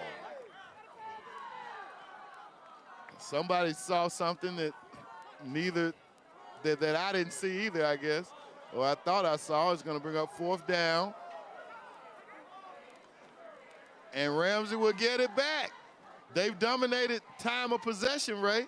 Yes. Nothing to show for it, just a moral victory right now. It seems like every time they get down in close, they take a step backwards. 5 yards here, 10 yards there. But if they can keep this field position in their favor, that can always bode well. Oh, yes. Nice boot. He's gonna be back. He fields at the 5. He's got some room though. He cuts it back the other way. Oh, nice move. Got him. And a good open field tackle. But, oh, man. I believe that was number 18 for Ramsay. That's the receiver? If there was 18, that was Colin Craver, number 18. Appreciate help in the booth. Where's Brett with his binoculars when I need him? 1st and 10 for the Rams. Back to pass. High and incomplete. There's Champion Rogers, the 10th grade quarterback for the Rams. And if I'm Wenonh, I'm happy because I got Rams out that comfort zone. They're passing the ball. And the more offense they run without Martin, it's a victory for Wenonh. Mm-hmm. Man in motion. Handoff up the middle. Good gain, and somebody's hat came off. Gonna bring up a 3rd and about 6. Another good situation for the Dragon defense.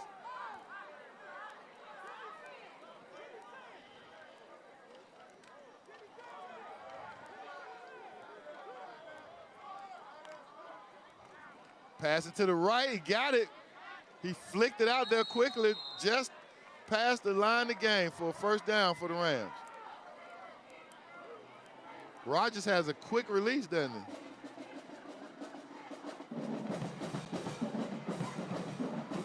The Rams get their, what I believe is the first down of the game. Man in motion. Drop back for the, and they read that perfectly. Oh my goodness. They read it, Steve. Did you see that defensive lineman? He was in hot pursuit, and it's like, it clicked in his mind. He's like, no, you're not getting me, I'm running back. And then you hear some of the fans hollering scream. Yeah.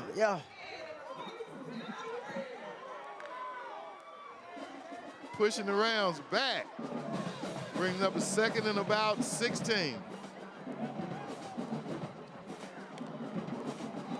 Up the middle.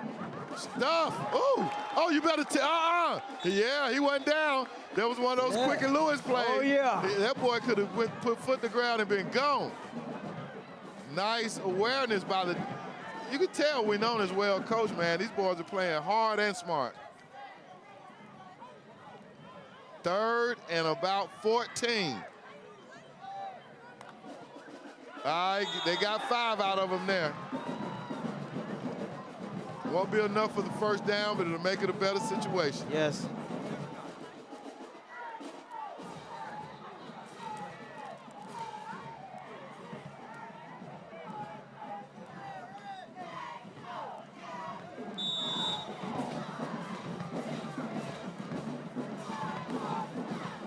Back to pass. That was like a little hold in there. They missed that one. Deep pass. Got him out there. He got him. And he brought it in. DB couldn't identify where the ball was. He had his back turned. Nice deep play. Beautiful pass for the completion.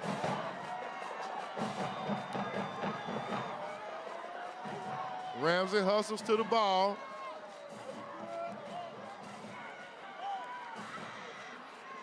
Outstanding completion there.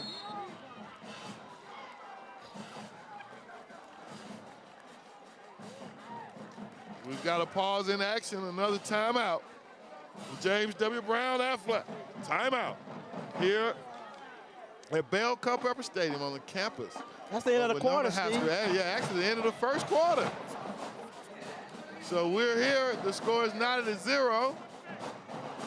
Wenonh is now threatening after a huge big play. A connection from the quarterback down the field. I want to say about what, 40, 45-yard completion there? And see, Wenonh had been dominating, but one click downfield. All right, let's go down to Justin Scott on the field.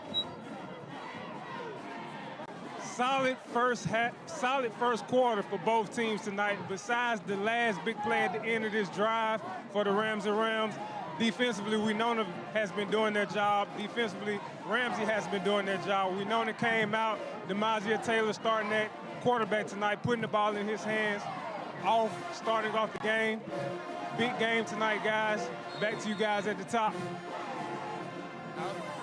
Indeed, a huge first quarter. Wenonh had their shots. Now Ramsay has their first real shot at a score. Let's see what happens.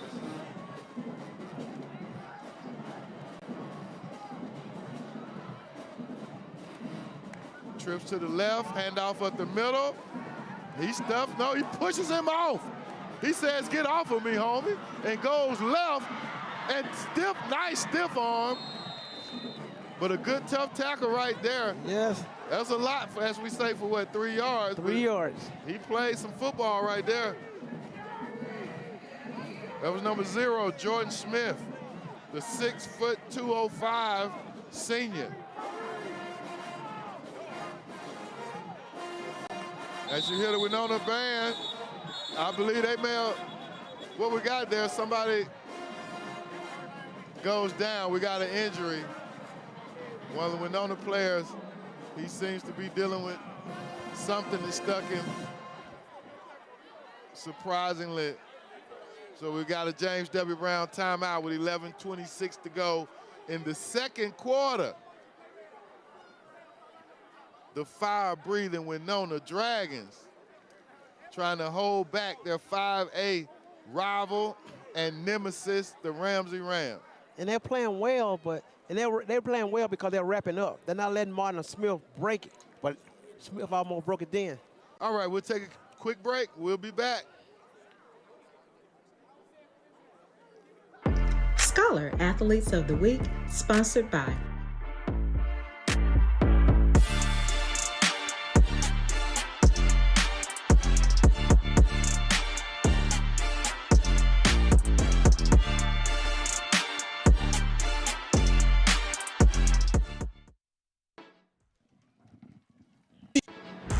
You're watching BCS Under the Lights, a production of Birmingham City Schools.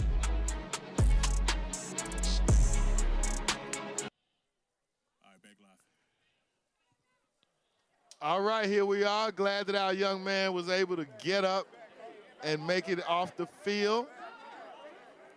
Hopefully he'll get back into action quickly. I believe that was Brother Cheney, our scholar, one of our scholar athletes. 2nd and 7 for the Rams. Pass over here to the right. Woo! It met him. Gang tackle. They show up. Tackle is crisp. Wenonh shows up, Ray. The tackle is very crisp. And that's been a hallmark, man, for Wenonh always to have a strong defense. 3rd down and about 6. This is going to be probably 4-down territory.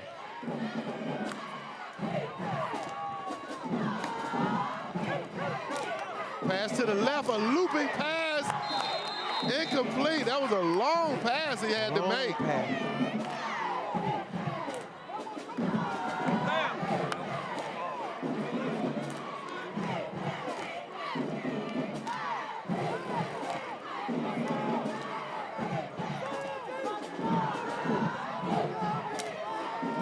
All right, 4th down in the red zone. The Dragon defense have bowled up several times. Can they do it here in the red zone?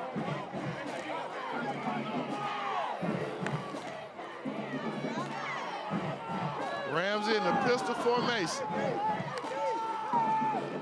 Play action, they fake the handoff, he's rolling, they throw the screen back, and they get it this time, and it is wide open, escorted to the end zone, touchdown Ramsay. Big time play. Same play, and Wenonh just didn't adjust to it.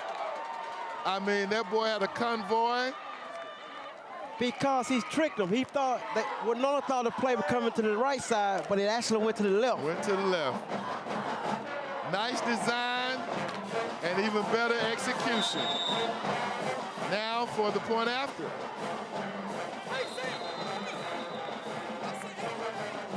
And there's some concern.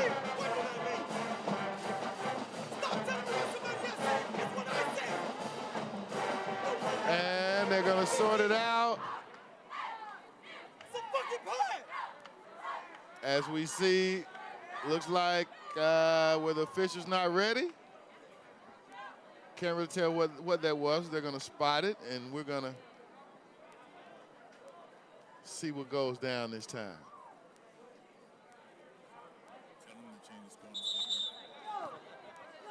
And another whistle preliminarily before the snap.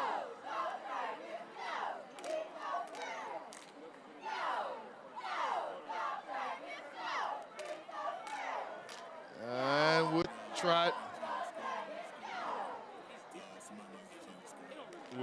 it the third time.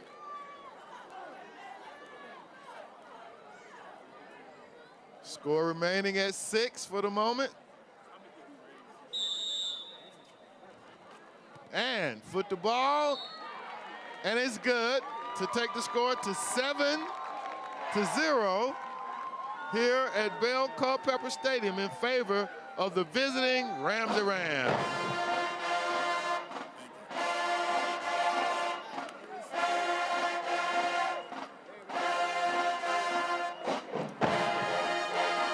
The Ramsay Rams volley back a tune at the Dragons.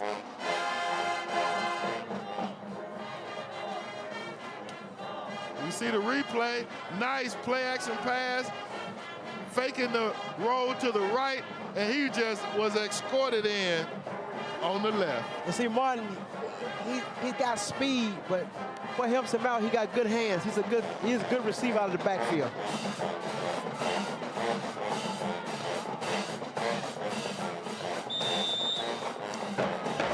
.27 before halftime. And a nice kick. He bobbled it and kicked it. And somebody, anybody for the Dragons need to get on it, and they got it.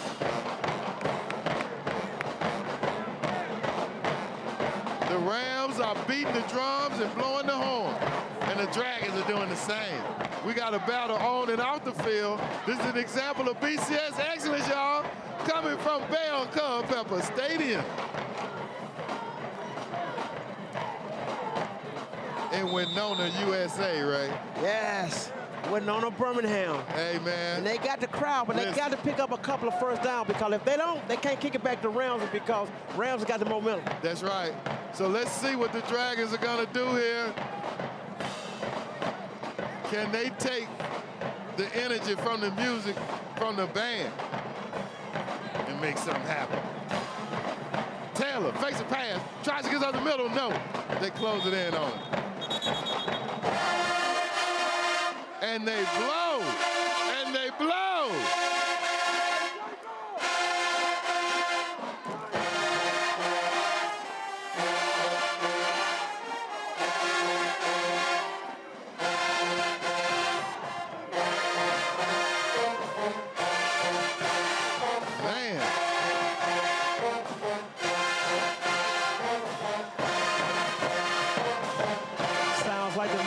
Classic out Man, here. it sounds like something's going on out here other than a football game. Nice. 2nd and 13. He's trying to run it, and he gets about 3.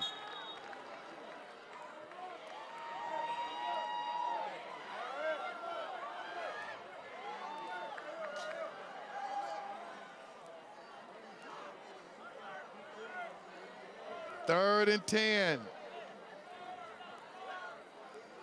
A huge possession for the Dragons.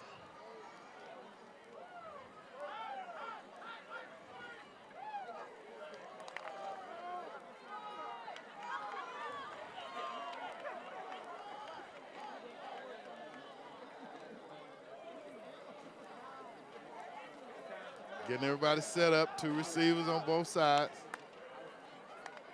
8:32 remaining in the second half. Try to roll. We got popped. They were trying to run the screen, and he didn't have enough time to get that ball away. Well, I think Ramsay read the play because they had everybody covered. So Wenonh will have to punt. Oh, Taylor took a shot there. He took a huge shot.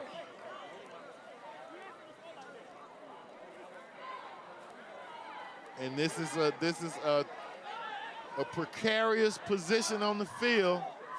Wenonh needs a good snap and a good kick. Snap, kick, a shank of sorts. But he has a good roll, and it goes down to the 42-yard line. So the second possession of the game for the Rams. You might agree, Ray, Wenonh really needs to hold here. They don't need to let the Rams start building momentum. And this is where Martin and Smith is going to come into play. I think on this drive right here, they're going to go back to playing, hey, Rams of football. They're going to run the football. Well, as that line comes out on the field, Ray, what better option do you think they have? Those big boys. Yes. All right, let's see. Trips to the left. And they're passing. Pass to the right. They get it to their athlete, who puts a hand down and turns on his speed. Jukes left, jukes right, back right, and goes all the way down to the 11-yard line. My goodness. What a play. 30 yards. You can't get that up on first down. You can't do it. 30 yards. That was number 18, Colin Craver, the 5'10", 175-pound athlete as they have him listed. And he looked like an athlete right there. Outstanding. Trips to the left. Handed off and a good pursuit up the middle to quash that play.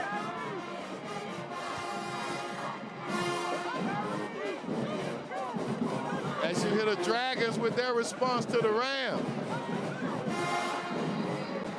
Oh, yeah.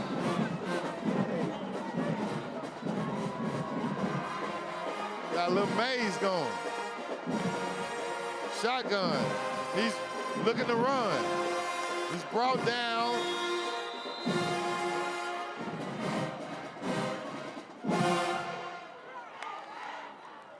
Goal to go is the situation.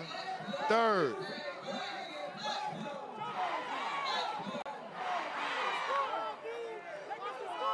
Defense being exhorted.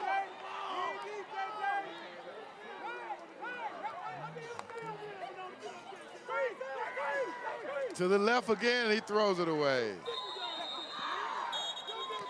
Good defense by the Dragons. It was going to bring up a 4th and go.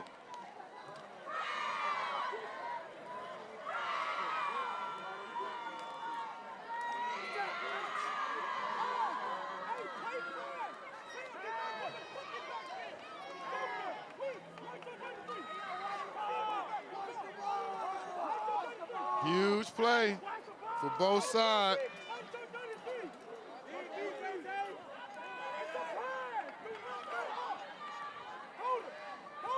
Got to watch for the screen right here, Steve. Definitely. We know they ran that play to the left side last time. They've been picking over there. Left side again. Contact. No. Turnover on down. Huge stop by Wenonh. But Steve, that's why I said, now, Rams were warming up, kicking the ball, but why they didn't kick the extra, why they didn't go for the field goal right then? Yeah, you're right, good question. Well, that would have, yeah, that was 10, 20, 28-yard field goal. 28-yard field goal. Yeah.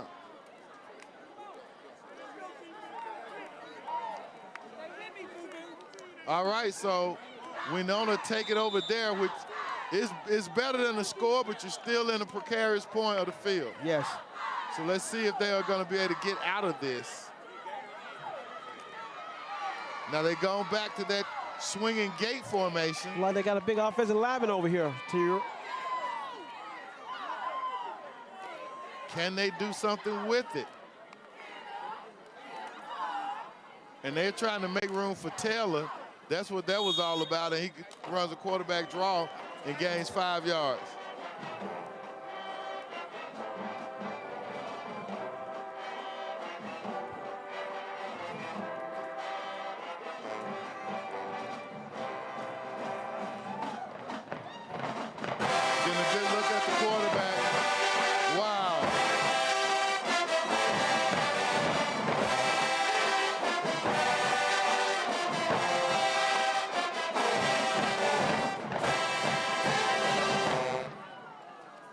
Taylor hands it off, they bobble it, and this ball bounced around and was kicked around.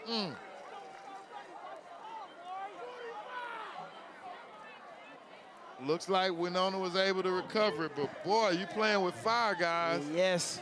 And what's making it worse, they're fumbling it and then they're booting it once they drop it. Because they're going up the middle against May. And it's hard to gain yardage against Rams up the middle. That's why I keep telling them they got to go outside. They got to go left, they got to go right. You're not going to gain yardage up the middle.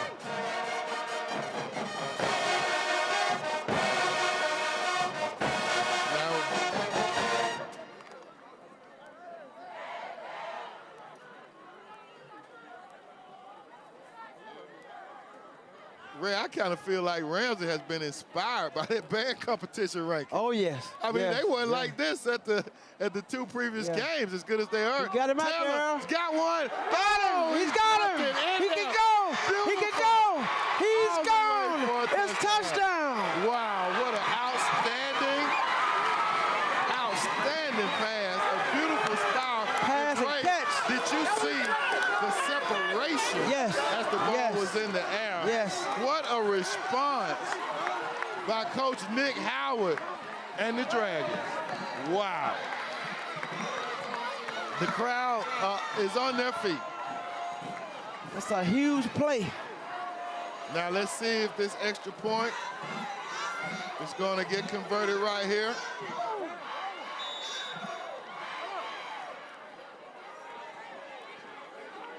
Huge play with 4:59 remaining before halftime. Snap, hold. And it is good. 7-7 is the score. The Dragons responded in one play. And we talking about the running game. Look like they both touchdowns come what? Off a pass. Look at that replay, man. You see that kid go. It's textbook. He didn't even have to look back because he wasn't even close. Textbook. Outstanding play. I mean, Taylor put that ball up. It was pretty, it was deep, and it was accurate. And it was a touchdown. Trying to see who number 10 is for the Dragons. Now, he plays quarterback, too. So the score is knotted at 7.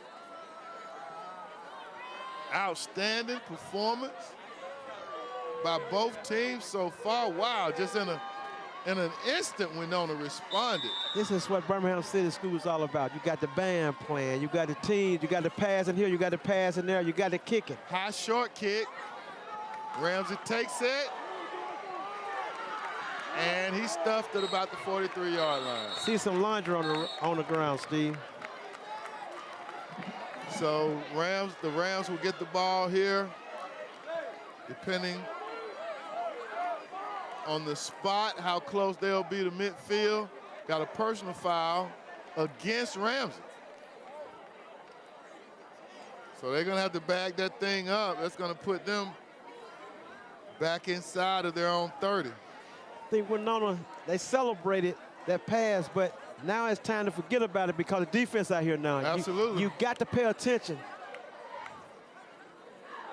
And other than a few, maybe broken plays, but one-man plays by Taylor, that's the only real offensive play they've kind of got going.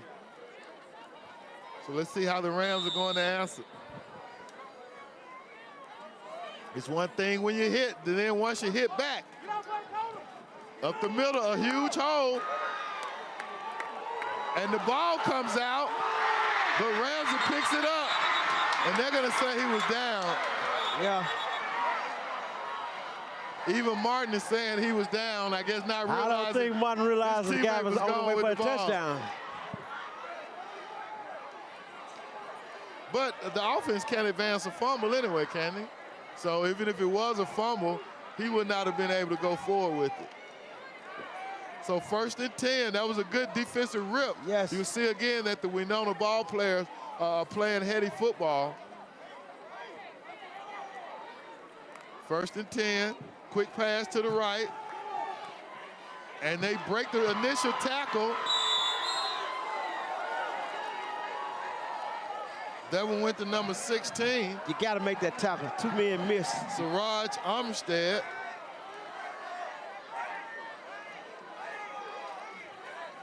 Another first down for the Rams. 4:32. They're moving it effectively and quickly. Quick pass to the right. He throws it inaccurately. I don't know. I'm not sure. Yeah, the receiver said, my bad. I believe he thought it was going to someone else. And he should have just run through that ball, and he might still be running. Yes. Because he had a seam right there. Watch for the reverse to the left side. You're on the right side of the hash. Ramsay has been just attacking Wenonh on that left side, and they go to it. They see something over there. They got 9. They're averaging about 9 yards per play this particular drive. 4:06 and counting. Same formation. He keeps it, gets the first down, he runs back, and lost the first down. Nice tackle. He had it and lost it. 3rd down. I love this crowd. I love it. You can hear them all over the place. No, 4th down. That was a huge run back by the quarterback. Wenonh needs a stop. They do hand it up the middle, and he didn't make it, Brett. He didn't even get to the 30. Turnover on downs. The Dragons should get this. It depends on the mark. It's no question. The line of gain is past the 30. He didn't get to the 30. Nick better run on the field if they get Ramsay the first down right here. There you go. First down, Wenonh. It's Wenonh the ball. Great defense. Man, I looked down there at that brother standing at the 38-yard line. I thought that was Coach Cheatham. It looked like Coach Cheatham standing there. Yes. Who is that? Wait a minute.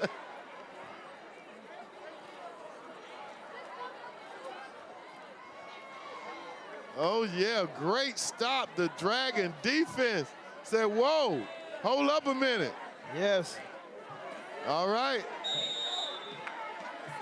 They back to the swinging gate formation. Nick is going to pull something out of this. Success. Oh, they fumble. And I was just getting ready to say, don't do anything fancy because you're tied up at 7. Let's take care of the football. Right. Now, Ramsay is going to get the ball, I believe, out of the half. So this could be pivotal. You could go to, you don't stop them, right? You know, it could be a 14-point differential. Yes. You give them a score and then let them come out hot and score. So let's see. Now we got a 2nd and 12.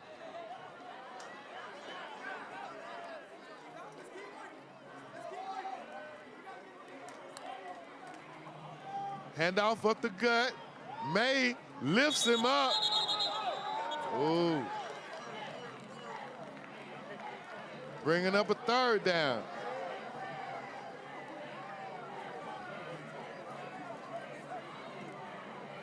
Third and 10. You know,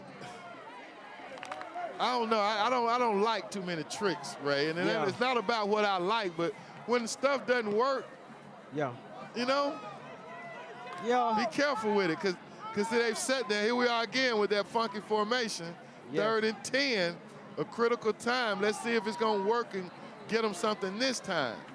Back to pass is Taylor. No. He's trying to work his way out of it, but it gave him nothing. Now you got a 4th down and about 14. They're going to have to punt, giving it back to Ramsay.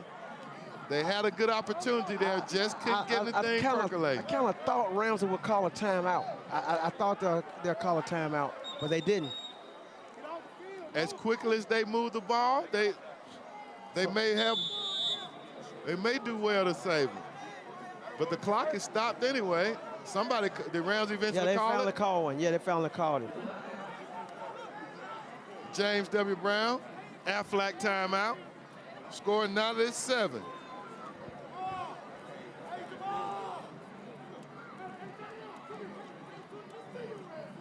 Well, we've seen a lot here so far, Ray. We've seen everything tonight. We've seen that the Wenonh defense is worthy to be praised. Yes.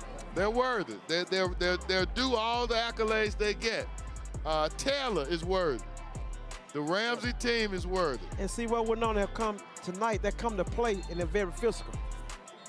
All right, quick. Well, actually, they're coming back on the field. So I think we're going to ask them to let us hold it right here as Wenonh is about to snap the ball. And this is a critical 4th down. They do not need to, Wenonh does not need to have a mishandle right here. If I were them, I kick it away from him. I kick it away from him.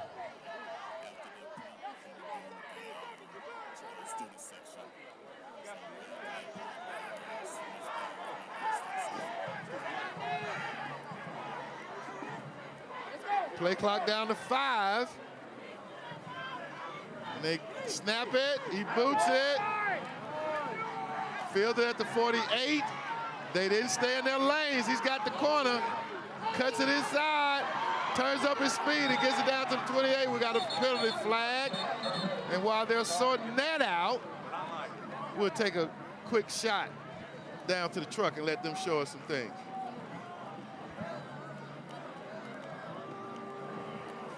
Holding on to Wenonh. Backing that thing up. That's Rams, holding on Rams, it looked like. Is it on Yeah, Rams? I mean Rams. I'm sorry I said Wenonh, but I meant Rams. That's the 2nd time in a row they got holding.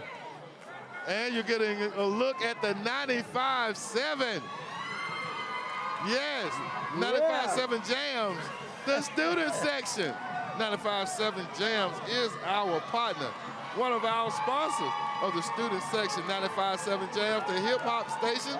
And through their commitment to BCS, many of our scholars and fans are receiving swag from 95-7 Jams. Handoff to the right. He's trying to get outside. Martin gets out of bounds wisely to save some time. Brett, 95-7 Jams came to Birmingham the week that I got married. What? Yeah, man, the week I remember in 1996, they debuted and they were rocking that thing. And I remember thinking, I'm turning a page in my life. Y'all can't groove me out of the boy. I got to change. And the guy that always shows up in Birmingham City Schools is DJ Cuzzo. He's all over the place. Absolutely, man. They've been rocking and rolling for quite some time as we have another James W. Brown Aflac timeout. And then, you know, DJ Cuzzo, he is a Birmingham City guy. He's from Carver. He went to Carver High School. BCS excellence. Yes.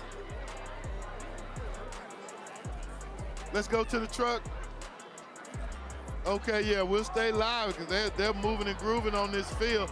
Man, there's so much excellence that the world has experienced that have come out of our school district and our schools, man. You know, you can't tell it all in one show. Yeah. And then you look at the games that we'll cover. Hoover, Parker, one of the best games we thought. Then we come back and have Jacksonola. Right, Jacksonola and Woodlawn outdid that one. 3 overtimes. That was the best game, in my opinion, in 4 years. Look at this tonight. It's electricity in here tonight. You know, you can feel it. You can feel it. And it's only going to continue with BCS courtside. Yep. I mean, we could go back to the band competition. Yes. Go back to the cheer competition. We are turning it up every event. Yes. Our students are turning it up, and we're just here to bring them and put them on the spotlight. Kudos and you know to where Dr. they're from? Sullivan. They're from the city, Birmingham City. Yeah, that's right. Success starts where? Right here. Ramsay, deep pass, left side, double coverage. Oh, no. I love the way that safety came up over the top. Yes. Yeah, good and play. He probably saved a touchdown. Yeah. Nice arm by the young quarterback.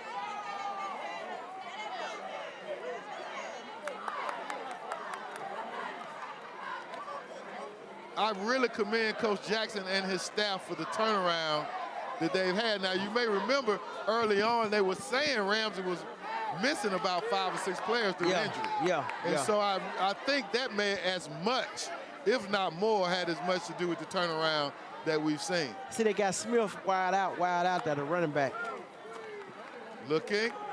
Oh, he avoids the sack. Oh, my goodness. Boy, I'm glad everybody just got up. Steve, Steve. It's the physicality. The physicality is beginning to wear on Ramsay because you think so? Wenonh is they landed lumber. They landed lumber tonight. Hey, that's in the line of that Hacksaw Reynolds defense.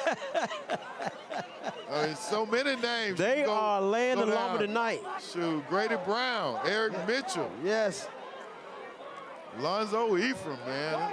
Them guys been bringing it. Ramsay left them a minute. They kind of mismatched the clock. Fourth down. Yes.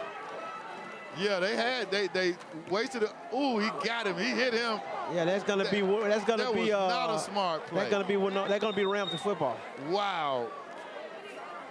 They had the ball. You can't make that kind of mistake. Getting the ball with a chance for a big play. Is it? Yep, he called the personal foul, so that's 15 yards. Not just running into him. Bad time for that. Bad time. Bad time. But a good time for the Rams to push life back into this drive for them.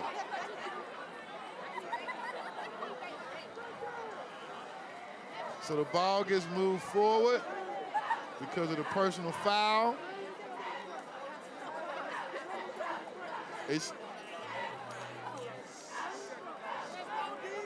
Wow. All the way to the 31-yard line.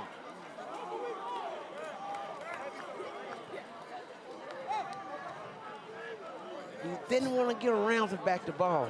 54 seconds.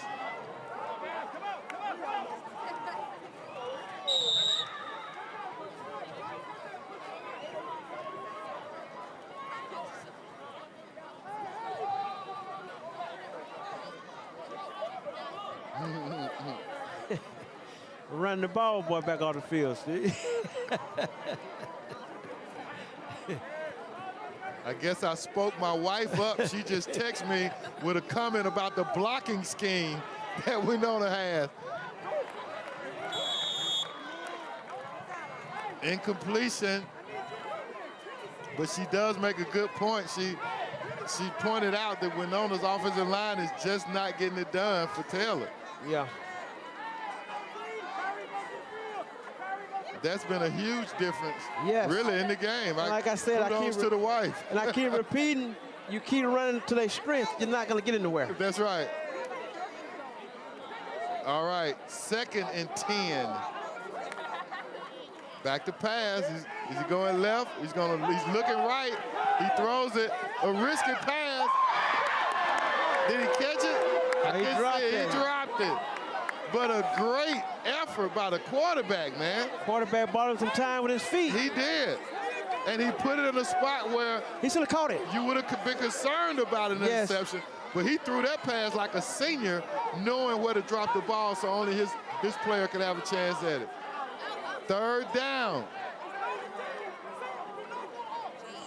I see Martin runs back in, so there may be a running play or maybe a screen play to him.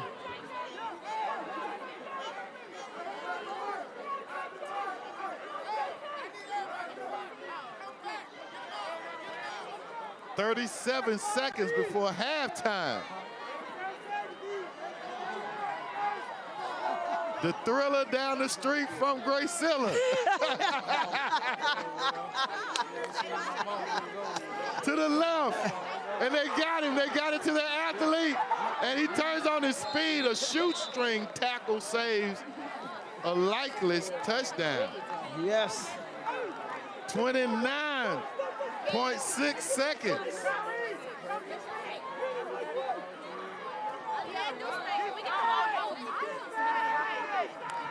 Clock running, back to pass. Oh, nice toss. Once again, Wenonh peeped out the screen and the defensive line retreated. Yeah, you saw him back paddle because they could have came in at what the quarterback was, but they backed up. That tells me they've been studying film.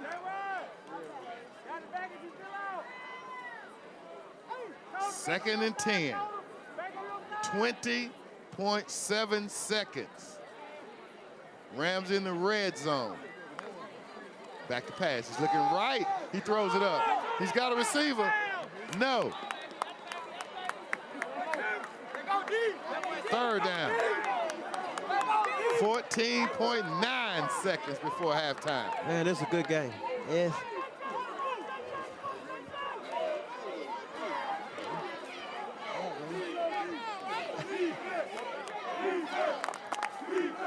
Third and 10.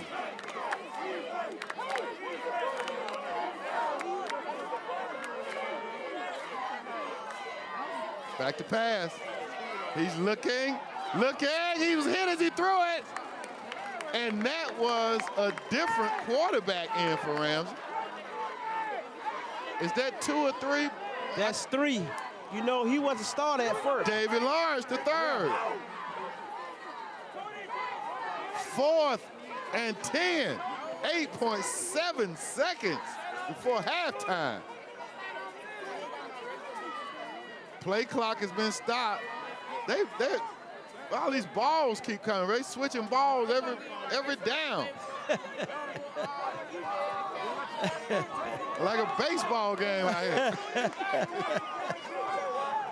4th and 10, Ray. Shotgun for David Lawrence, the third. He can run, Steve. Oh, yeah, he can. He's back to pass now. He's looking, Lawrence, and it's incomplete. The Dragons have held again. Wow. The thriller down the street from Gracilla. 7-7 with 3 seconds to go before halftime. Man. We're doing all this talking about that J.O. and Wenonh game. Yes. We may be in for another level tonight. We might be in for it. Big shout out to our guy, Brett Oates, at home, relaxing tonight, getting a little recovery in. Prayers up, brother, that you're going to be fully restored. Keith got hit. Keith just trying to be like Brett. He got hit with a bug, so he had to go home. He got to go home. All right, Keith. Hope you feel better, too. Me and Ray. But we know both are watching. Absolutely. Man, what entertaining first half. Man, let me clap. Let me clap for that these kids, one. Man. First half. BCS excellence on display. And don't go anywhere, because you're about to see, first off, the #1 band in the Birmingham City Schools. The #1 band in the land. Determined by the band competition on last week. We're not just blowing smoke. And you're going to see another outstanding band, the Wenonh Dragons. So we're going to go down to the field and give it to Justin out the box with Nick Howard. Solid defensive first half. Talk to me about going into the second half. What's key to keeping that going? So we just got to keep playing, and we just got to endure everything that they keep pushing out. We just got to endure what they do, man. That's it. Offensively, you couldn't quite get the run game going, but you got it going through the air. What's the plan coming back into the second half? So we knew that they were going to be tough up front, so we just got to figure out ways to just catch them slipping like we did that time. So it's just as simple as just taking what they give us. Okay, Coach, looking forward to a good second half. Yes, sir. All right, let's flip it over. Back up to you guys at the top. Wait. Thank you, Justin. Great interview with Nick Howard. And I like the way Nick said that. Nick said, hey, we just got to absorb. We just got to take what they're giving and then catch them slipping. Go back, Tommy.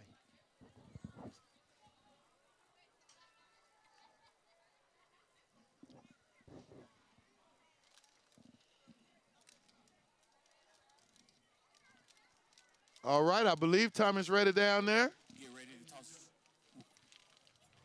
Let's go, Tommy. Defensive first half. What did you like about your team there? Yeah, love the.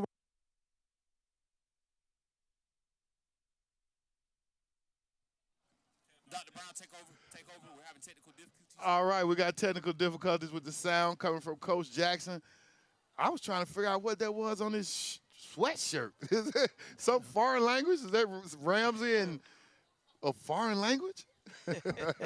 Look good, though. We'll get Coach Jackson on for the second half, but you're looking at the very good-looking Ramsay High School Marching Band. Let's take a break and let you enjoy the halftime show. This is BCS Under the Lights.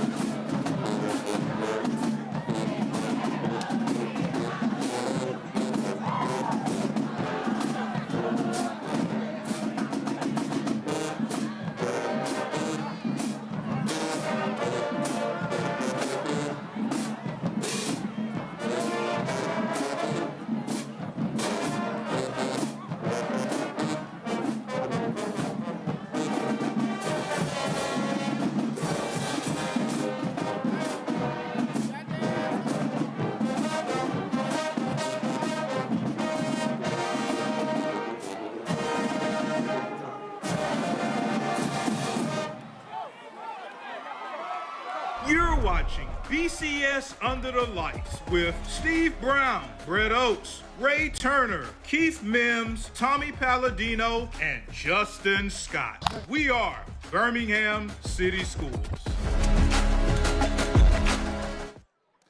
All right, Coach, what did you tell the kids at halftime? We've been here before. Just make sure that we go out and we execute better this second half.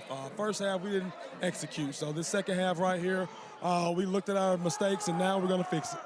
All right, Coach, on the offense, anything you guys got to do differently to get them going? We're just going to run right at them. No more going side to side. We're going straight at them. That's the goal. Sounds like Ramsay football. Yes, sir. That's Ramsay football all day. All right, Coach, thank you. Good luck there. Back to you guys. My man, Ronnie Jackson. Go ahead, Coach. From Birmingham to the world. You tuned in to BCS Under the Lights, and you tuned in to a phenomenal game, I say. 7-7 here at Bell Culver Stadium on the campus of Wenonh High School. I figured out his shirt says the Hill. Yeah. And like he said, they're coming straight at Wenonh. Let's see. What they got to, they only rushed for 19 yards the first half. Wow. And then Wenonh rushed for a amount of 16 yards. Well, they won't have to go too far because they get it over to the 38-yard line. And Wenonh have better lockdown, and they better lock up this time because he said it. He's going to come right at them. Strength on strength right here. Yeah. What a phenomenal halftime show we saw from both of our outstanding BCS bands. Rams is already in the stands, and they are filling the airwaves with good vibrations. What are some other statistical highlights from the first half, Ray? Well, both teams are traveling they traveling the airways because Wenonh has 94-yard passing, and then Ramsay has 126. So they gotten away from the rushing game, and they using the airway to travel. I guess they said, hey, you get there faster when you travel by air. That's what they say. Let's see. 1st and 10. Coach told us one thing, and let's see. Up the middle, and he squeezes through for 5. Well, seems like he's a man of his word. Indeed he is.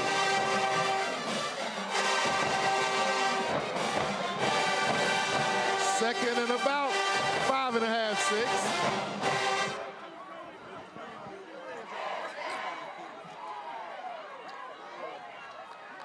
They got the tight ends in, or at least people lined up at tight end and H-back. Forget about the trips. They go straight up the gut. Ramsay football, as Coach Jackson said, a gain of 3 yards. That's Ramsay football. You're right. 3rd and 2. And Tommy picked him. Didn't Tommy not pick him? He did. 3rd and 2.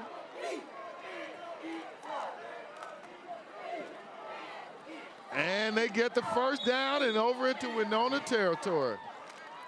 1st and 10 for the Ramsay Rams. And I wonder what happened to the quarterback because Lawrence is back in. Number 3 is the quarterback now. I wonder, did our starter get injured? We hope that he is okay if he did, and that he will bounce back. Ramsay, about their 6th consecutive run, gain about 3 yards.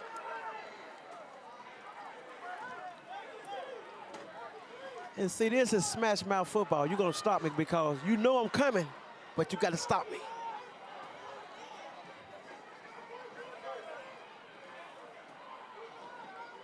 Second and about 7. Another run, and he has room. He throws a move. Martin. Touchdown, Ramsay. Martin. Coach said it, and he did it. Man of his word. Down the field they go. Ramsay football, strength on strength. Ramsay comes out on top. Touchdown. 9 minutes and 54 seconds into the 3rd quarter, and Ramsay receives it, marches down the field, and scores. They're waiting on the kicker. He said, you got there too fast, fellas. Let's just get my shoes laced up. 10 seconds remain on the play clock. Bobbled the snap, he got it off, and it's good. 14-7 is our score from Bell Culpeper Stadium. That didn't take long. It didn't take long. Remember we said before the half, yes, that potentially could have happened. So the defensive stance by Wenonh before the half, the 2 defensive stance yes, were huge for them to remain in this game. Now, Ramsay comes in, kickoff team, hyped, full of swagger. Let's see how Wenonh responds. Let's see, can Wenonh punch back? You're getting a good look at the other offensive mad scientist on the other side of the field, Nick Howard. As Nick put it very calmly, we're gonna keep doing what we're doing, and we're gonna wait and catch him slipping. Yeah.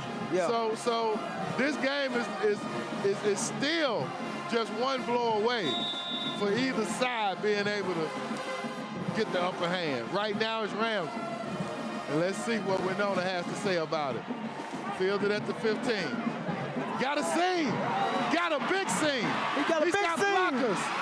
And he's going to get down to about the 11-yard line. Wenonh says, you're looking for me? Here I go. The kicker did a good job. He kind of stopped him and slowed him down until his guys got there. The kicker saved the touchdown. What a comeback by the Dragons.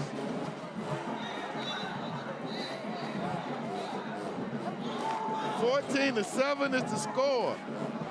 Look at this replay. He got through there, and then he turned the burners on.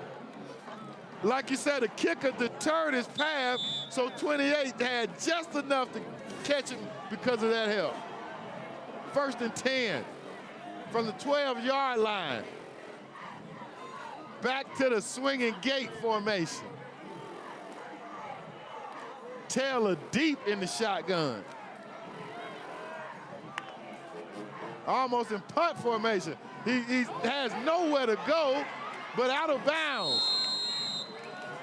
Ray, we hadn't gotten much out of that formation tonight on the Dragon side. You already 8 yards that you got to make up from behind the line of scrimmage, so you got to get up to 8 before you make any progress. Yeah, so again, a huge setback, self-inflicted, making it 2nd and about 15.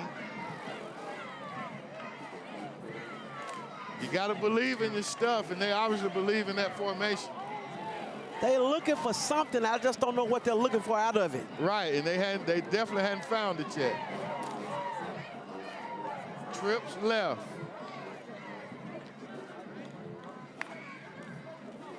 Taylor running left, still running. He said, block that boy right there, and I can score, and he does. Where are the hands? Did they rule him out, Ray? I think they ruled him. I hadn't seen a signal touchdown yet. They didn't. I declare I saw him get to that pylon. I thought he got in. But it's a goal-to-go situation from the inch line. They hadn't even picked up the pylon yet. I guess they're still discussing it. Okay. Where's the ball spotted? Ball spotted at the half, 1 yard line, maybe the 2. And that's why I keep telling you, Steve, they do better when they turn the corner. When they run outside, they're getting yardage. When they run up in the middle, they're not getting anything. Yeah, look like we're at about the 2, maybe the 3 yard line, so he must have nudged him out of bounds. Can they finish?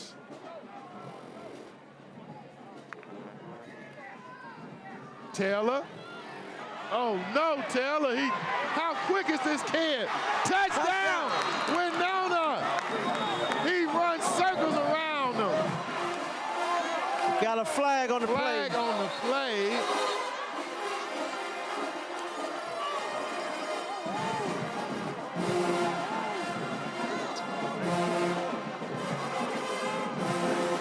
They got to discuss it.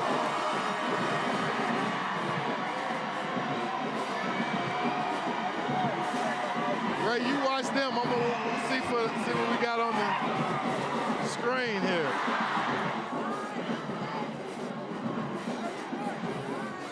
Man, they had him, as they like to say, dead to right, so they thought.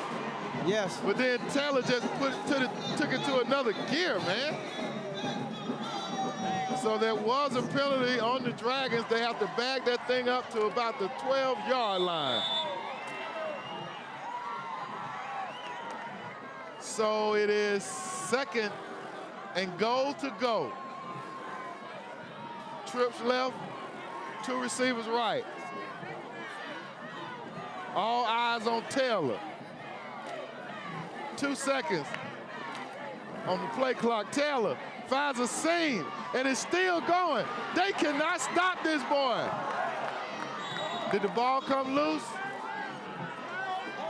He's back at the previous spot on that far side. Brett, wear your binoculars when we need you, boy. So it's 3rd down. Previous play, and that's where the penalty was called. Now the ball is right back where we started. They and it saying should be 3rd down. They got 4th and 1. They fixed it now. It's 3rd down.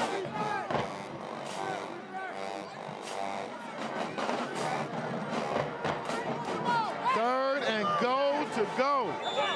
6:16 in the 3rd quarter. Wenonh beating on the door.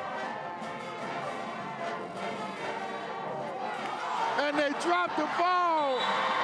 Brett, when he ran up under center, I said to myself, that is not common for them. I hope he doesn't fumble. I don't know if the center snapped the ball too hard. Well, it can become a problem when you're not used to being on the center. Right. And all of a sudden you get in a pressure situation like that. Hadn't done it all game, and when you had to do it, you couldn't just turn it on. So Ramsay gets a huge break to take over. You just saw the replay there. Number 33 for the Rams recovered that fumble. That was Marcus Howard. Now Wenonh has to defend again. And they break a few tackles.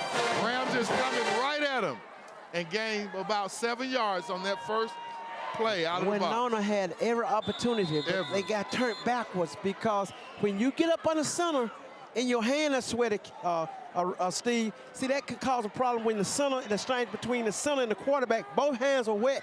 That's probably where it comes from. James W. Brown Aflac timeout.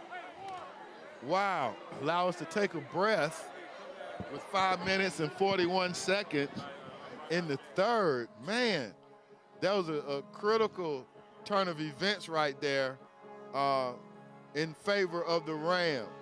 Their backs were literally to the wall. Yes, and Wenonh helped them out because, again, Steve, they ran up the middle. They were going up the middle instead of going wide again because can nobody outrun Taylor to the pylon?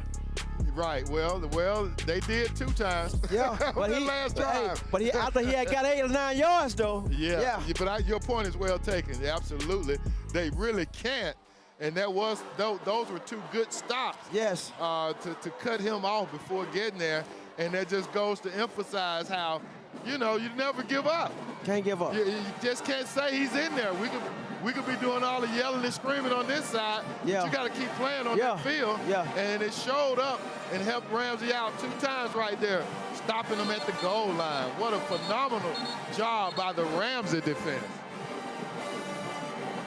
So now they're looking at a 2nd and about 4. They want a first down. They want to score.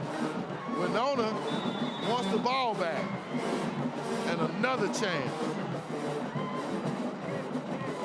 Wenonh better watch it because Mark can break up out there at any time. They got to lock him down and lock him up and hold on to him. And Lawrence the 3rd can too. And he runs hard and gets the first down. David Lawrence the 3rd. Yards after contact. I wish that nephew Jay Scott can give us a report on the other quarterback and see if he heard or anything like that. Would be interesting to find out. 1st and 10 for the Rams from their own 16-yard line in a precarious place to be on the field. Now they're going to pass, look like. Lawrence throws it up. Got him out there. And he overthrew him. We know that those Wenonh DPs have been challenged tonight when Ramsay did go deep. Yes. And when they've thrown it, they threw it quite a bit in the first half. They threw it 21 times. They threw it 21 times in the first half. Sometimes you can get away from your identity. And I think Coach Jackson recognized that. Yes. And said, hey, without a doubt, we're running this thing. And he said something else that he could have been taking shade at Wenonh. He said, we've been there before. Absolutely. Yes. Yes.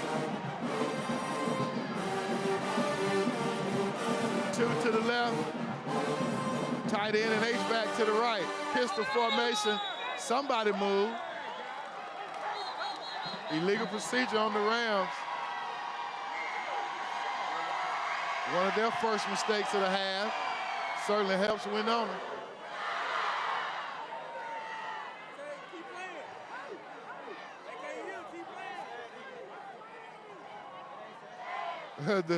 You hear the coaches or the players or somebody saying, keep playing. They can't hear. And the band don't get it. They stop. They're celebrating. There you go. They picked it up. And they jumped again. Right on cue. Oh, my goodness. What a genius move by the Wenonh band. Coach Band Director Moore getting engaged down there. 2nd and 20. They got him backing that thing up. Coach Moore threw him a bone, huh? Hey, they got him backing it up without having to play on, boy. Who made that? Was that Juvenile or Mystical? I always get them boys confused. Ramsay, they didn't do it that time. They might should have, because Ramsay gets 10 yards on that carry. I think they missed the opportunity. Third down. They got to stop. They got to hold them here. They got to. They got to. They got to. So they need the band. They need the fans. Because if they don't, because Ramsay can run the court out if they keep running the football. 4-13 and counting. 3rd and 10. David Lawrence III, the signal caller. Fake the handoff. They're doing that thing to the left. And it's a low pass, incomplete. The Dragons stand and force a punt from the Rams. Wenonh can't say they haven't had their chances in this game when it's all said and done. They had some chances.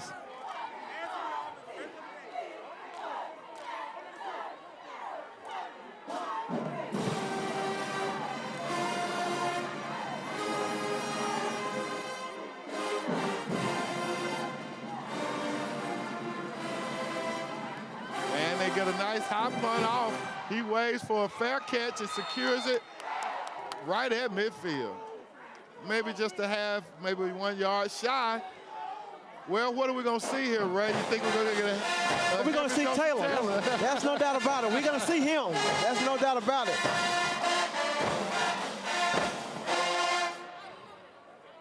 Now the Rams tune up their jukebox. See how disruptive they can be. Steve, I see number 10 in the game also. I see Taylor just walking to the huddle. So it's something gonna go down. It's something going on. I see 10 split out.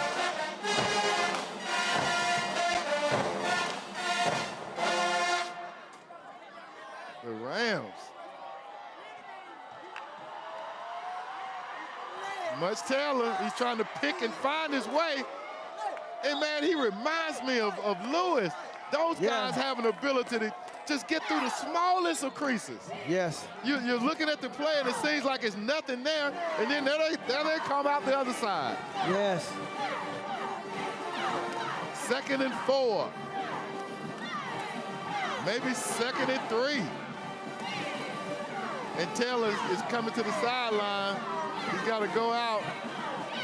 Did his helmet come off or something?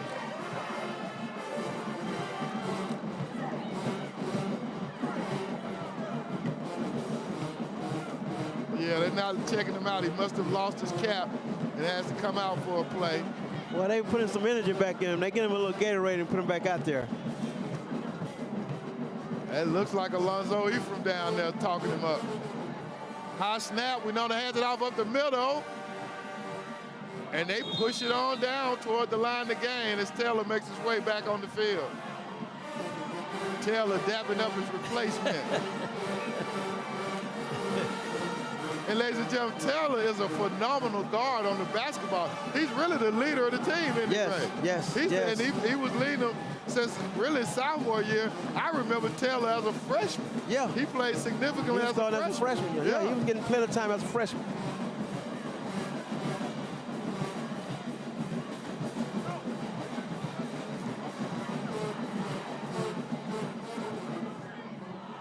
Third and about 3. Taylor faked the reverse. Now he throws it to a wide open man who gets the first down. Nice play drawn up by Nick Howard. Nice play.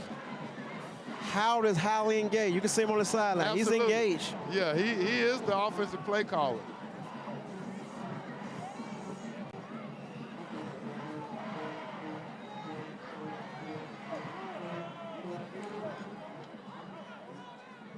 First and 10.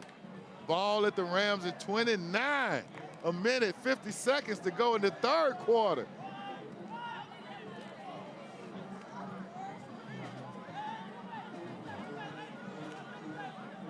BCS under the lights, bringing the drama week after week.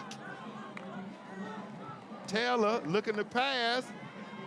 Oh, got him by the head and took him down. He got to get rid of the ball. I was just thinking that. Got to get rid of it.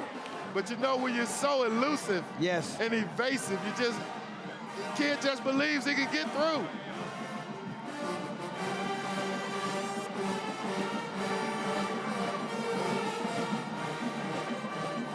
So second and long. A little longer than before. This might be second and New Hill right here.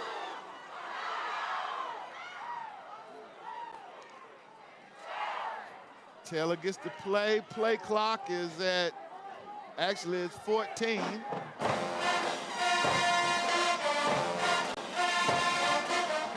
I like that riff there. That's a new spin on something there. Yeah. They blowing. A bobble snap. And they lose another 10 yards. That's on the center, apparently. Taylor, that's not good. That's not good. That's not, but we're going to get over it. They fighting each other. Got some laundry on the field.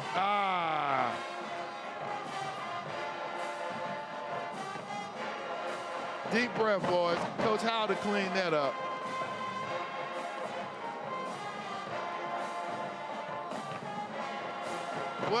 Well, they're losing. They lost a lot of yards because of the snap, the high snap, the low snap, and then down here on the goal line. That's 3 or 4 times in a row. Yeah. And I think the players are beginning to blame the center a little bit. Yeah.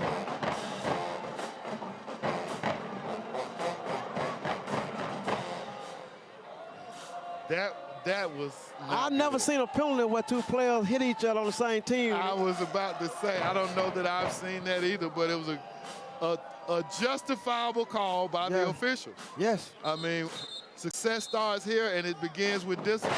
Yeah. And so that was out there for the world to see.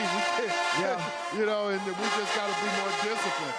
Now, what happened, Taylor was speaking to him, and then one of his fellow linemen came up and popped him on the head, and he took offense and popped him back. And you don't want to show up your teammate like that. No, you don't want to do that. You don't want to do that. Because you get a reaction you don't want.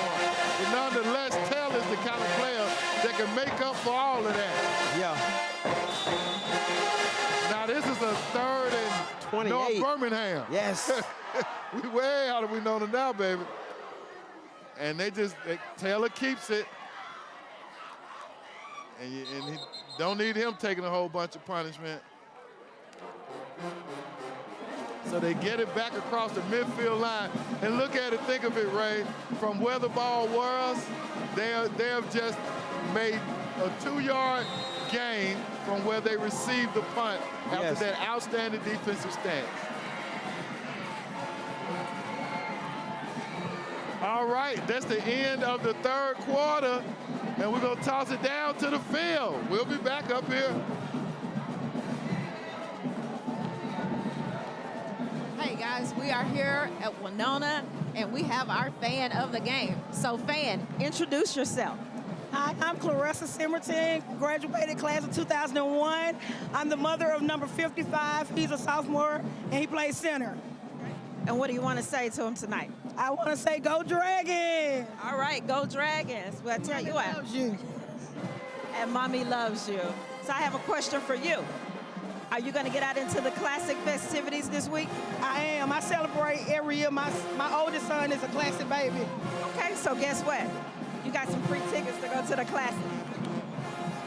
Courtesy of the city of Birmingham. All right, so back to you, Steve and Sugar Ray.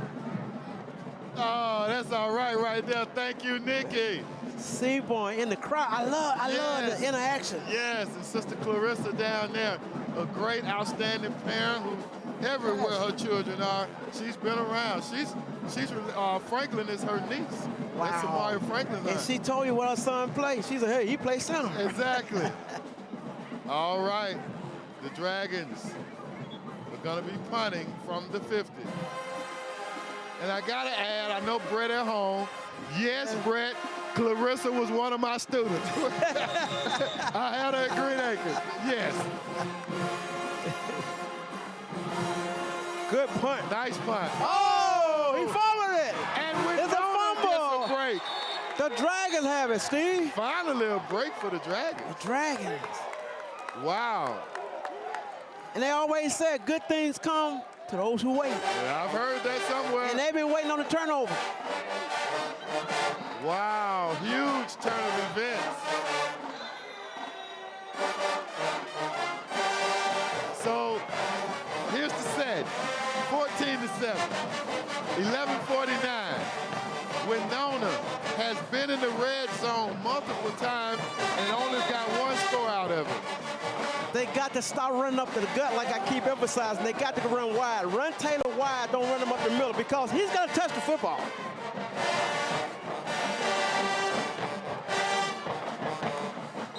And a penalty. Or was it a timeout? No, illegal procedure on Wenonh. I think they called timeout, Steve. I think they got the timeout. They saw the clock running down, so they called timeout. They got it in time, Wenonh. James W. Brown, half flag timeout. Saving the day for the Dragons.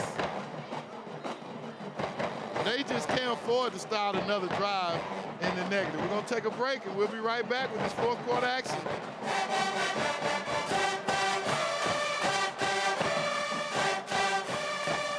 Birmingham City Schools scholars learn to lead and serve. They travel throughout the country and around the world, excel in the classroom and on playing fields, tracks, and courts. The knowledge they gain leads to millions in scholarships. The lessons they learn today and nurturing they receive prepare our scholars to own businesses, star on stages, lead universities and corporations, impact our nation and our world. Birmingham City Schools, success starts here. Okay, here we are, Wenonh with the 1st and 10. 3 receivers to the right, 2 to the left. Taylor looking, throws it, incomplete. 2nd and 10. Man, I'm telling you, man, we need to have, if it weren't for those old bus drivers, we should be able to have us a good 5th quarter. But I know they got to get in and get those children in the morning. But I would love for these bands to battle after this game. Oh, yeah. But they battled the whole game. But you look at what we've been like Jackson over in the mountain. 3 overtime. Then Sunday, we do the band competition, and everybody was getting ones. Everybody was getting one for a minute or two. That's one right. for you, one for you, one for you. And now we're here in a good game here in Wenonh. 2nd and 10, Taylor up the middle. Woo, he was met and stopped. He gained about 5. We're likely in 4-down territory this time of the game at this part of the field.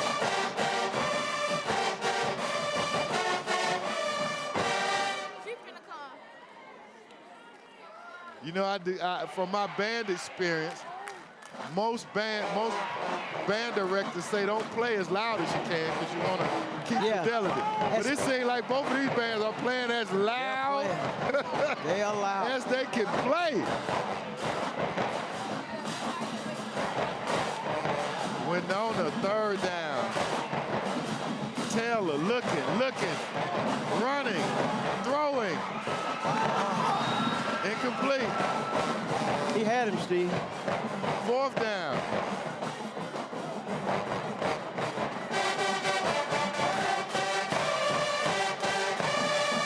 These two bands, Steve, they make it seem like a Saturday, like a college, like the SWAC, you know? I keep thinking about the SWAC when I hear them.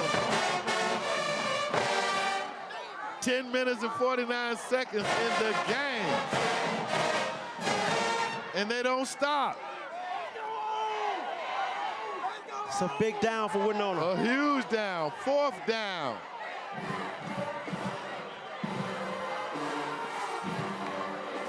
Taylor throws a screen pass that's batted down. Turnover on downs.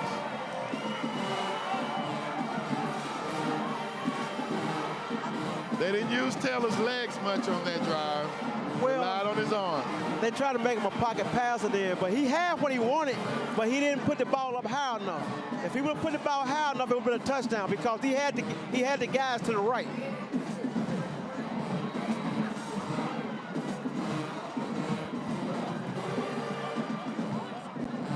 .44, Ramsay will take over at their own 25-yard line. Ramsay started the half with a drive, the length of the field to score. But since then, the Wenonh defense has stood the test. The offense has struggled to complement their effort. Pistol formation. David Lawrence III leading the Rams the second half. Handed off, and the Dragons bring him down for a 2-yard loss. Both defenses have led their respective teams tonight. Yes. And what's coming down to, Steve, is going to be in the trenches because Ramsay want to run the football. And Wenonh, they want to hit and lay the lumber because they have laid the lumber. Hey, remember 84 lumber? Strength on strength, baby. They have laid it the lumber tonight. Ramsay sticking with this pistol formation. Lawrence passing this time. He completes it. First down. David Lawrence III. Gets it out there to, that was number 5 for the Rams. On the reception, do we have some laundry down? Yep, like a penalty against Ramsay. That was Michael Orr who caught it. That's personal foul, Ramsay. So that's going to take him back and replay first down as they bag that thing up.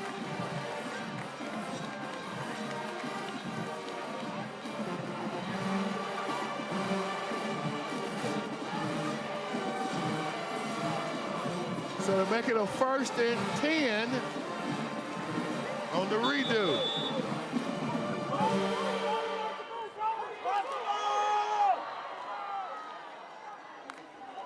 Lawrence hands it off. Martin around the corner. And they throw a flag. I believe they hit him late. Looks like. They hit him out of bounds. Didn't knock him down, but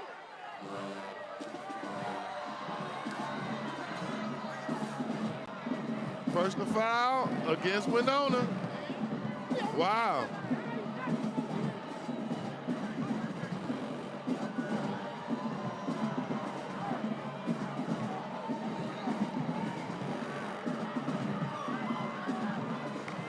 I'd like to see that replay. I mean, it looked like they ran toward him, but even if they touched him, it was a brush, wasn't it? Yes. I mean, it didn't even deter his path, but nonetheless, call was made.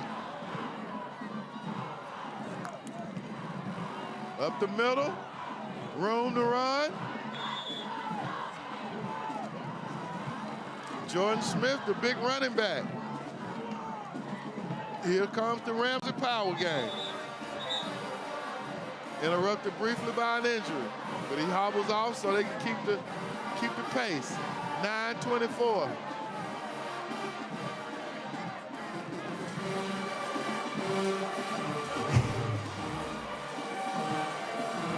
Look down at Parker High School. You saw a quick look. That was Parker and Frank Warren down there. Up the middle, stuffed, but he bounces it outside. The big back. Oh, and he barrels. Jordan Smith, 6 foot tall, 6 feet, 205. Running back, running like a linebacker, his other position. Wow. Look like Rams just on the herd run. We're going to run football. The power game. The power game. 8:59. A touchdown would really have Wenonh in a bad spot. And the way they're running it and killing clock, they may be able to take it under 6 minutes.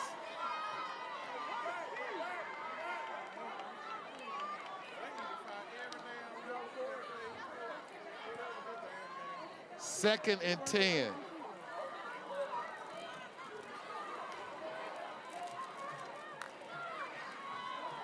Up the middle. Stop this time.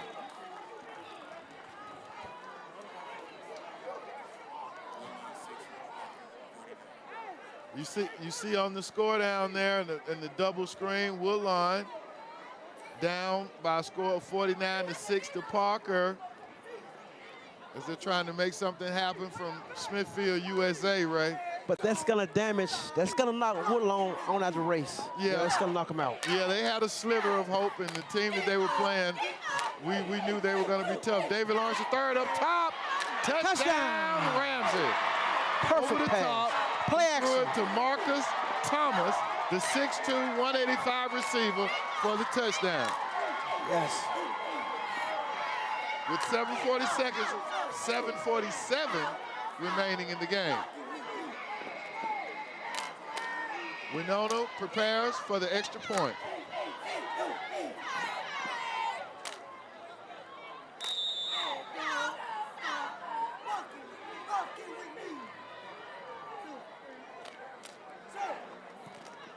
And it is good. The score, 21-7. And see, most coaches always tell you when you're not getting playing time, they always tell you you got to be ready when we call upon you. See, Lawrence had answered the bell. He did. He made a couple of throws and then a touchdown right here. Then he made some first down. So he's answered the bell. When it's called upon, he's answered the bell for Ramsay.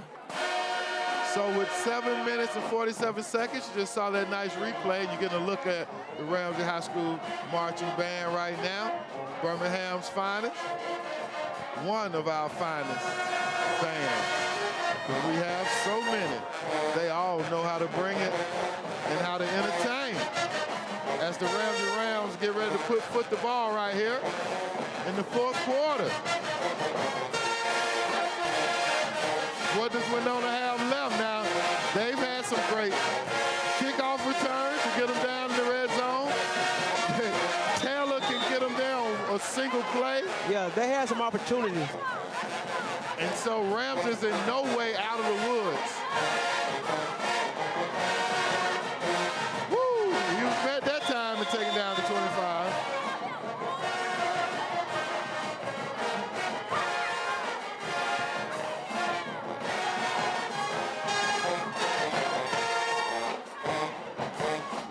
So Wenonh will come out. Taylor's back in on the field with his Dragon squad.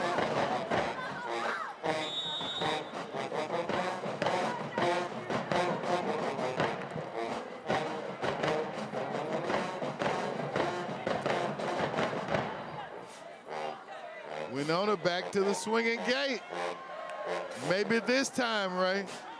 I'm still trying to see what they're trying to get out of it. That play has yielded about a total of negative 30 yards tonight. That formation, I should say. And they faked the handoff. Got some positive that time, but he ran back 3 yards. But they got at least 7 out of it. Okay. And we taking the knee.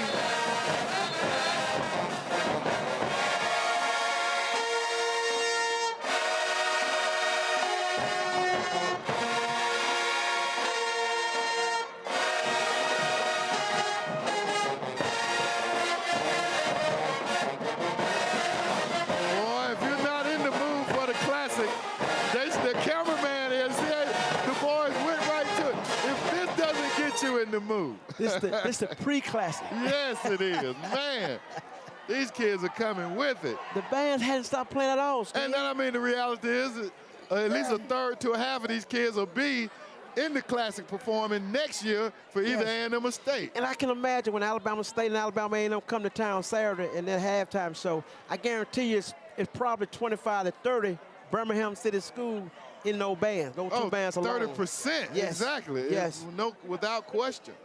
Maybe upwards of half. And when Alabama State come to town, the football team, they bring in Jalen Jones from Ramsay. Absolutely. He's big time. Oh, man, he's one of the top receivers in the SWAC. He's having a phenomenal year, and he's Mr. Everything. In fact, 2 years ago, Jalen was single-handedly responsible, in my view, for State winning the Classic. He returned a punt return for a touchdown, and we had a receiving touchdown. See, when he was at Rams, I named it Showtime Jones. Oh, yeah. Because he could put on the show. Outstanding.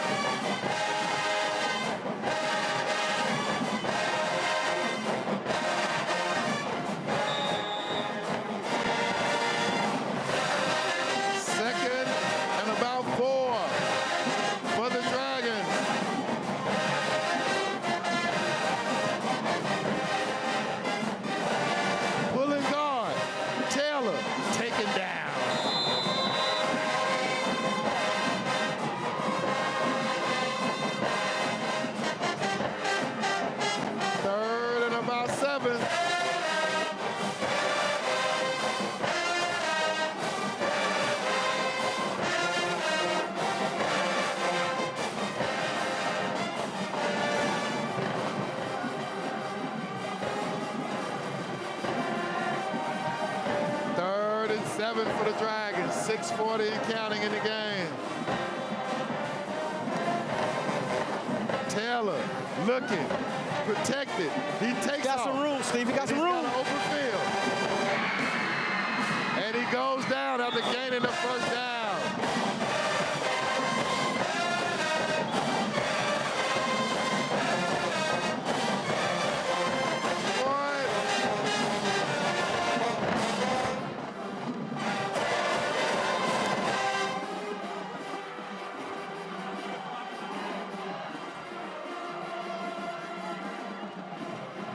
First and 10 for the Dragons. The swinging gate is back. But they had to modify because they were confused, so they're going to burn a timeout here. I noticed something was different about it. I think one of the players did not go in the right position. It's like it was too many over here on the left side. And I like the fact that I'm looking at Wenonh. They had a plays on their wrist. Yeah. I like that. That's kind of college level. You understand what I'm saying? They got the plays on their list. They got the plays on their wrist. And he'll explain it to the coach like, this is a play y'all were calling, and the coach not agreeing with him, Steve. Yeah. Shout out to my brother, Wenonh graduate and current New Orleans Saints defensive back coach Grady Brown checking us out. Checking out the home team. Sending love from New Orleans, Louisiana. What a success start, Sugar Ray. BCS. Right here, baby. Right here. Not only here, but it's the city. From Birmingham to the world. Birmingham City. Yeah. First and 10 for the Dragons again. The swinging gate to the other side.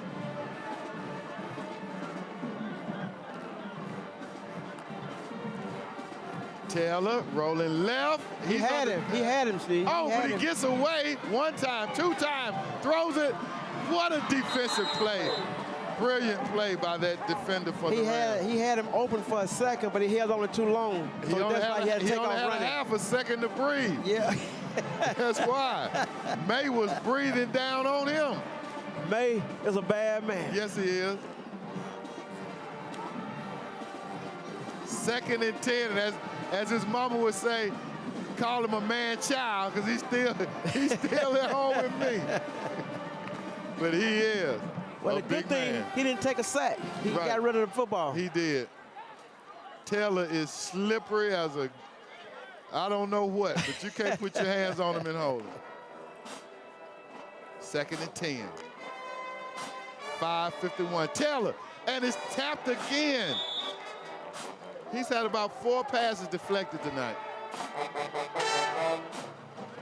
It's going to be a 3rd down. No doubt, 4 down territory, timing.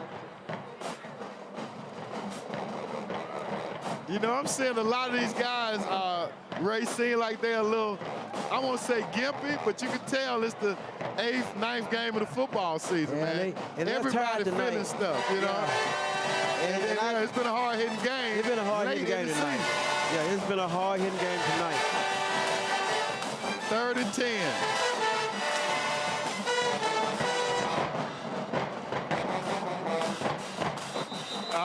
What was that? He got a man down.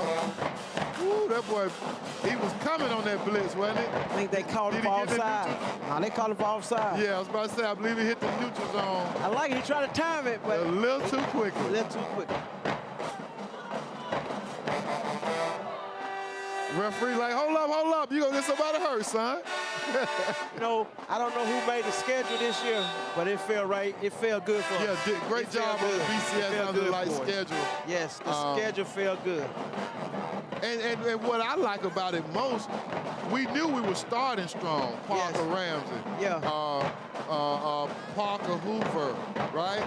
But it was these late games. Yeah, I believe that was the defense either calling or jumping at the offensive line if they pay careful attention here. Yeah. And he made him flinch, though. Yeah, he walked up right to that line and said something and jumped. But that's just the gamesmanship that goes along with it. So we're back now to 3rd and 10. We need to give a poll and say what's the best BCS game we covered this year. We need to give it to the fans. The best game. Hey, they can drop it. Why don't they drop it? They drop it at your podcast or mine. Let us know and we'll come back and tell them. Hey, man, I'm talking about it's been a good schedule. Yeah, it really has. Yeah. That would be a good question. What was your favorite BCS game for this year? Maybe that'll be a good trivia question for BCS courtside once we get started. The swinging gate is back on both sides. Taylor is tipped again. Man, the 5th deflection. Yes. 4th and 10. Well, see, Ramsay, Steve, they're well coached. And you know when they get around Taylor, the first thing they do is throw up their arms. And that's when he needs to get to running. Yes.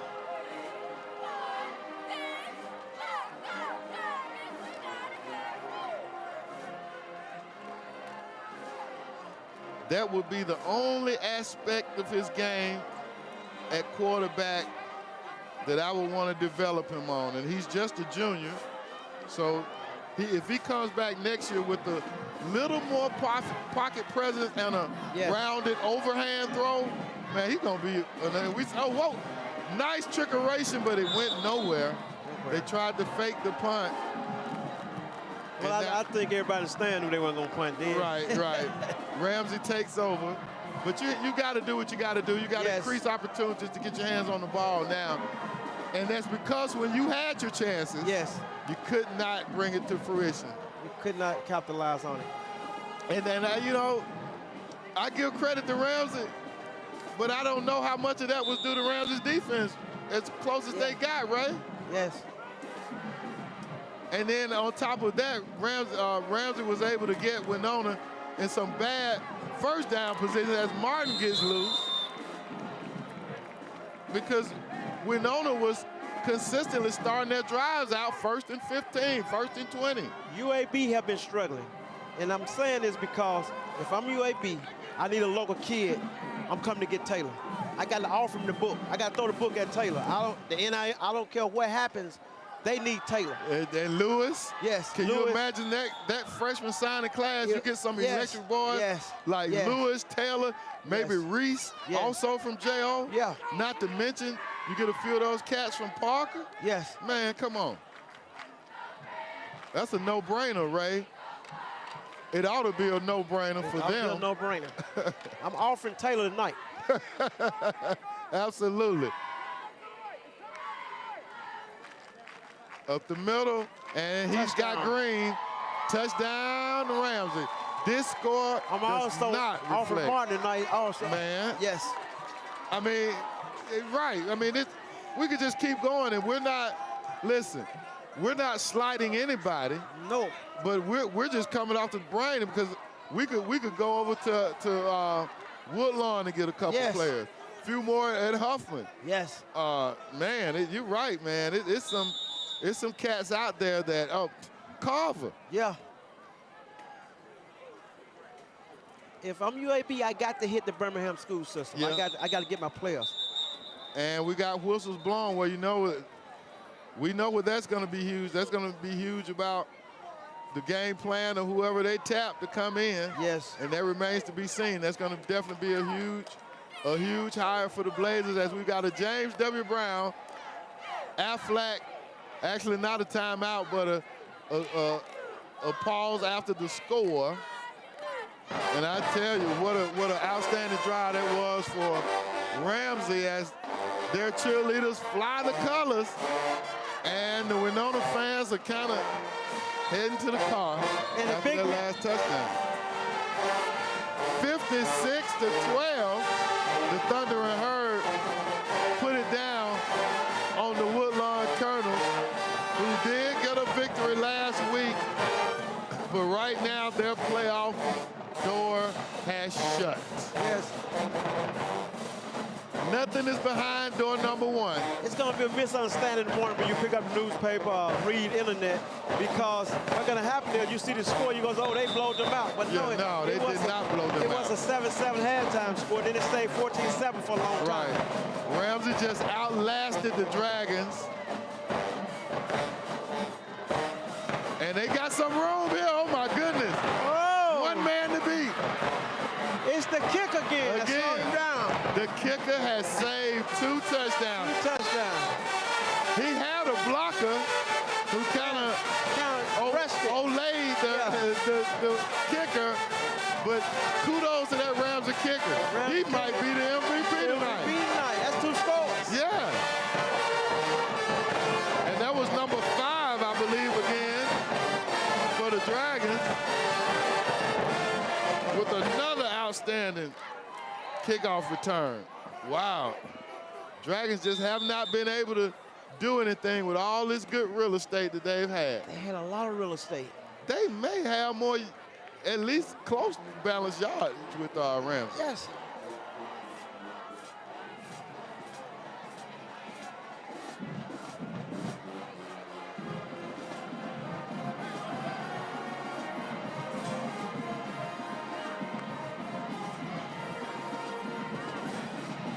Taylor trying to nip and drip.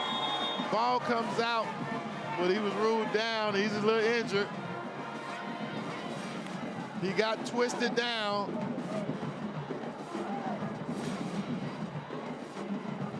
He's gonna come on over here. Doesn't look too serious. And we got a man down for Ramsay on the field. So we'll get a James W. Brown timeout with 3 minutes and 42 seconds to go in this game. And a game it was for 3 1/3 quarters. We're gonna take a break and then come back. Well, we'll stay right here because the teams are returning to the field. Glad our scholar was not injured severely. He got up and got off. 2nd and 14.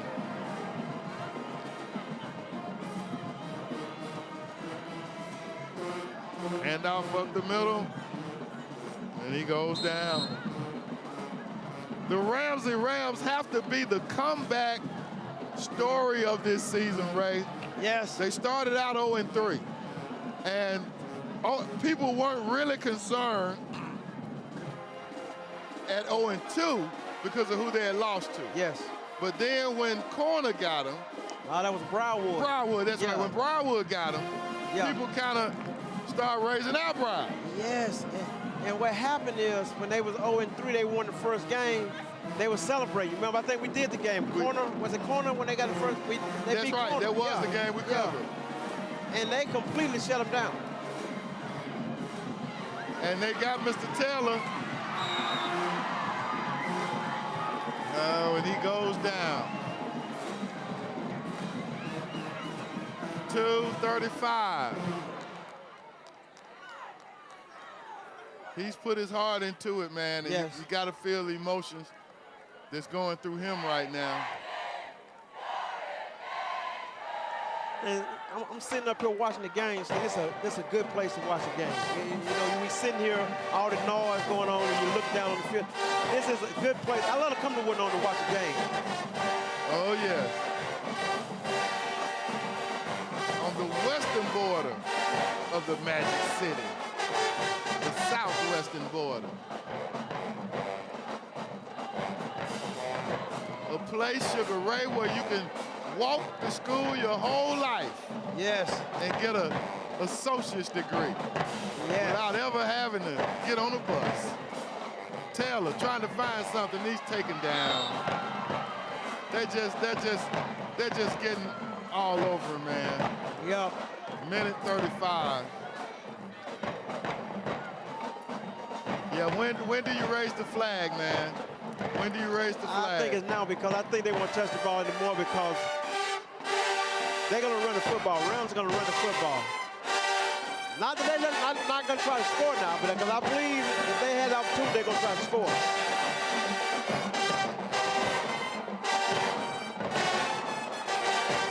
Danger. Yeah. Rams are going back on the top 40 list. See, that's when I used to be going out to the happy hour, when that Danger was out there. Mr. David Lawrence, the third, steps and stumbles. A tackle that saved a touchdown. And let you know, see, Rams still want to score. Absolutely they do. Yeah. But that was just a run play that really wasn't covered, you know? Yeah. Let's see what Jackson does here if he calls conservative plays and goes into the victory formation, because actually they can kill the clock right here. Yes.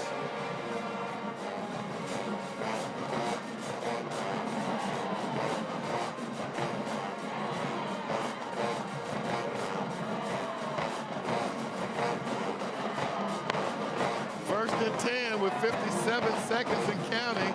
Pistol formation. And Ramsay is playing, getting ready for the playoffs, so not a lot of let up illegal procedure on the Rams.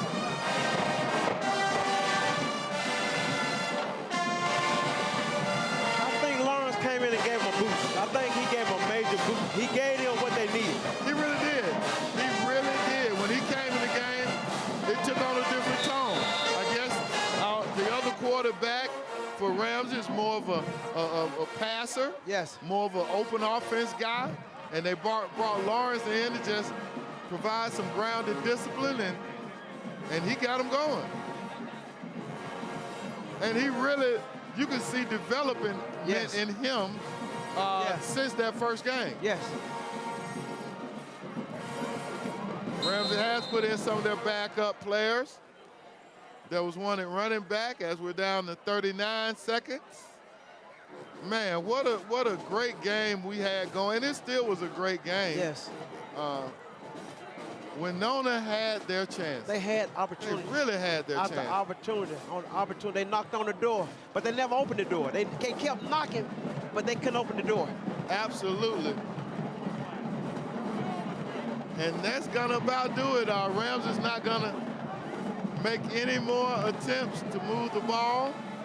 They're just letting this clock expire. Teams are headed to midfield to give a heartfelt congratulations and good game to each other, because that indeed is what it was. Yes.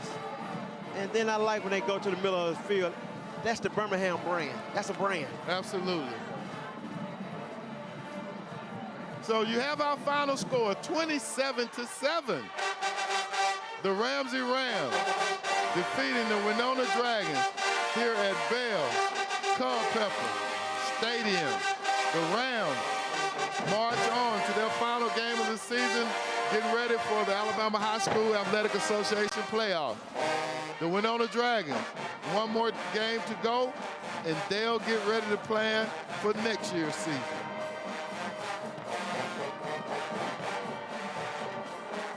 Sugar Ray, again, where would you lay any kind of accolades for players of the game? I got to go back to the kicker. I got to go back to the kicker.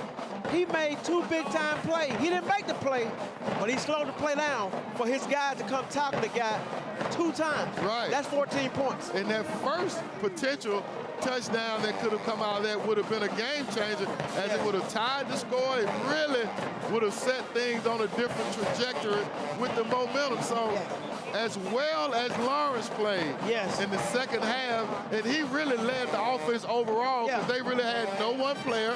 They used the big back a little bit. Martin got loose a little. Yeah. But I gotta go with our man, the kicker. I gotta go with the kicker. I gotta go him. And I'm gonna go down here. I need to find out his name.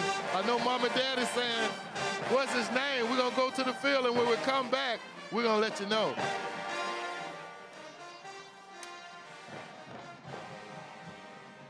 Coach came out second half, pitched the shutout. Talk to me about the resilience your defense had tonight.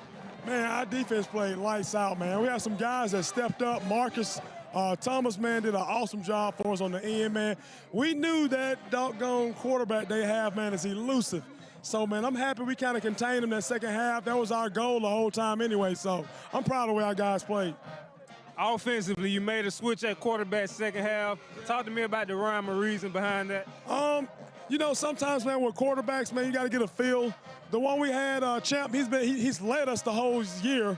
But at sometimes, man, he was kind of off. So we're just going to kind of get a new look, man. And second half, our goal was just to run downhill, man. Ramsay football. 6-game winning streak, Coach. Going into this playoff push, talk to me about the resilience you guys have to get the job done. Again, man, to start the season off 0-3, I tell our guys, man, football is just like life, man. There are times where you don't start. It's how you finish. And the way our guys finish, man, the way they're finishing, and the way we're coming together as a team, man, is getting us prepared for the playoffs. So all the stuff we went through, we need to go through it. Yeah. Great game, Coach. Looking forward to that playoff push. Appreciate you, baby. Appreciate you, baby. Brett, Steve, Ray, guys, it was a good game tonight. Ramsay came out, got the job done. Wenonh couldn't quite get the job done tonight. Ramsay came out, offensively got it going in the second half. Defensively, came out with a shutout. For the defense, on Wenonh's part, they weren't really able to get it going coming back into the second half, but great game overall. Ramsay secured that #1 spot for the playoff seed. Back to you guys. Great job, Justin Scott. And I don't know if you heard this, Sugar Ray, but I heard growth in a very good young coach in Coach Jackson. People forget that Coach Jackson has only been a head coach now, what, 3, 4 years, and maybe his 4th year. Yeah. And the only criticism people really had of him is that he wouldn't really change his quarterback. Yeah. And he told us right there that, hey, sometimes you got to make that move, and things like that comes from experience as a coach. Yeah, and he made the move. I kept asking him why he made the move. Yes. And Lawrence gave him a spark. But I'm going to tell you what's missing, what nobody's thinking about. He's been there before. He said it coming out of halftime. Right. You know, we've been there before. So he may made a shade at Wenonh like they hadn't been there before, but he said he's been there before. And sometime when you've been there before, you know how to react. Yeah, I don't think that was in the shade that Wenonh. I think he was just speaking to what we just commented on. He's been at the highs, he's had the lows, he's had experience to show him game by game, season by season, what moves he needs to make. And we're seeing right before our eyes the development of a great coach. Kudos to Coach Jackson. Kudos to Nick Howard, who's really at the same point of development. Hasn't had the talent that Coach Jackson has had to deal with, but he certainly has gotten the most out of his talent, taking Wenonh to where they had not been in years since he arrived. And I got to give him credit. He had his guys ready. They were locked and loaded. Oh, yes, he did. And he coached them there. but they just couldn't get there. And we talked about that Ramsay offense. We saw Wenonh defense too tonight. They went back to being physical, for that physicality. It was messing with Ramsay for a long time tonight. Well, the game of the week, our last game of this season, man, this thing is going so fast. October 30th. It'll be at Huffman High School. Huffman versus Fairfield. Don't let the two names fool you, because they're gonna lock horns. They're gonna lock horns over in Roebuck of Birmingham.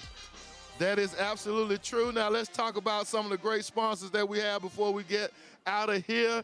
We know the game of the week is coming, and don't you leave us. Hey, after that, we're rolling right into basketball, BCS courtside. So keep it locked right here, as our mayor like to say.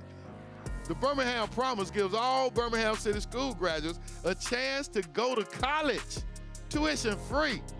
The Birmingham Promise pays any tuition costs not covered by federal aid, whether your goal is to get a certificate from a community college, a 2-year diploma, or a 4-year degree.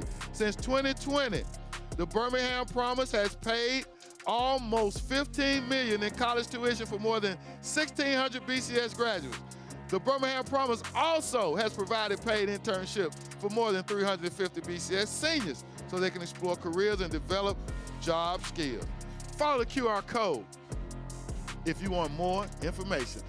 This is National School Bus Safety Week, promoting school bus safety to all of our scholars. And what a feature we had on the bus driver from Hayes, who's also a teacher. Yes. Love her heart, love her spirit, and the way she aims to get her kids set off on a great day before they come into the school building. That's just another example of BCS excellence. Make your success a reality. Go virtual. Did you know we have a virtual academy for learning? Yeah. You know, not everybody likes to come inside the brick and mortar. Not everybody can do so with the same level of mobility or with the same level of comfort. Yes. So we have other options. And sometimes you may need a temporary placement where you don't have to miss school in Birmingham. You can get it virtually. Check out our virtual school. Go online to our website for more information. The BCS Specialty School applications are opening. Applicants wishing to apply to Epic, Phillips Academy, Princeton, WJ Christian, and Ramsay IB can start on November the 13th, and the application process will close on January 24th. And I must say, if you want to learn how to fly an airplane, you don't have to apply to come to Inglenook. Come on out to the KA. We are the specialty school. National Principals Month is what's going on right here in the month of October, and it takes principals. And I say this not because I am one, but because I work with so many great colleagues like the principal of this institution, Dr. Willie Goldsmith, and Dr. Carolyn Russell Walker, the leader of Ramsay, who put their all into their students. Their students love them, their faculties respect them, and the results are high standards in the community. Introduce yourself, Ray. K-Ray, you know me, K-Ray, the Sports Podcast. My next podcast, we'll have a Birmingham City basketball player that used to play with Ruckles and Vivian Stringer. Yeah. She played for Robert Mosley at Ramsay. So tune in to K-Ray, the Sports Podcast. I'm trying to be like him. I'm growing bit by bit. So just get my little snippets till I'm able to be like Sugar Ray on the Birmingham to the World podcast. And you can send your views on what you think the best game that we've seen. What do you think the best band is that we have out here? And drop it off at Twitter, X, Instagram. You finna start something. Hey, let's find out what the people think, Ray. And you can be a part of this party that we have once a week during football season and twice a week during basketball season by being a sponsor. Your business can be right here with the best in the Magic City as we showcase our student athletes. Sponsor segments are available to be featured, or for more information, see our very own Nikki Seaborn.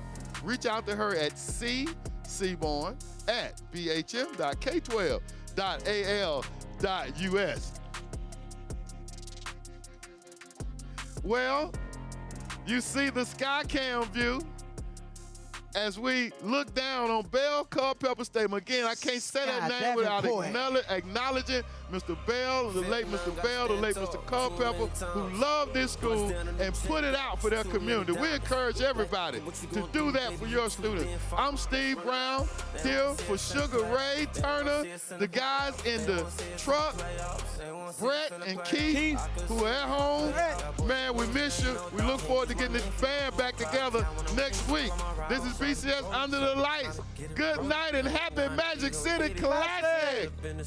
You gon' drive 1,000 miles till his pockets keep on growing. I be skating all the ice on my neck like a goalie. When she with you, yeah, shorty, she pursuing me. Would hate if I was you, yeah. We the best to do it, baby. We the best to do it, we the best to do it, baby. Got a hat trick, that 3 shorties on the daily. My mom gone, I just crashed a new Mercedes. Took a picture with her, not a think she famous. It's bye-bye, little baby. I'm in a trap on like Jordan, like we in the 80s. In the field, youngest throwing around like Brady. Catching plays, always 50K, what they gotta pay me. Gotta go on this, can't let them play me. Don't be crazy. No. They don't wanna see us in the playoffs. They don't wanna see us in the playoffs. They don't wanna see us in the playoffs. They don't wanna see us in the playoffs. I could see y'all play out. Y'all boys gon' lose it, ain't no doubt. Can't use my name for no more clout. If y'all wanna win, just I got the motion. Like 24/7, we get it, we run up a check. I'm in the Irish. They call me a gold black 4 just to make them upset. VV's a bustin', can't f with no SIs. My jeweler a chef, I'm the king of the city. I'm the best of the best. Shorty rollin'.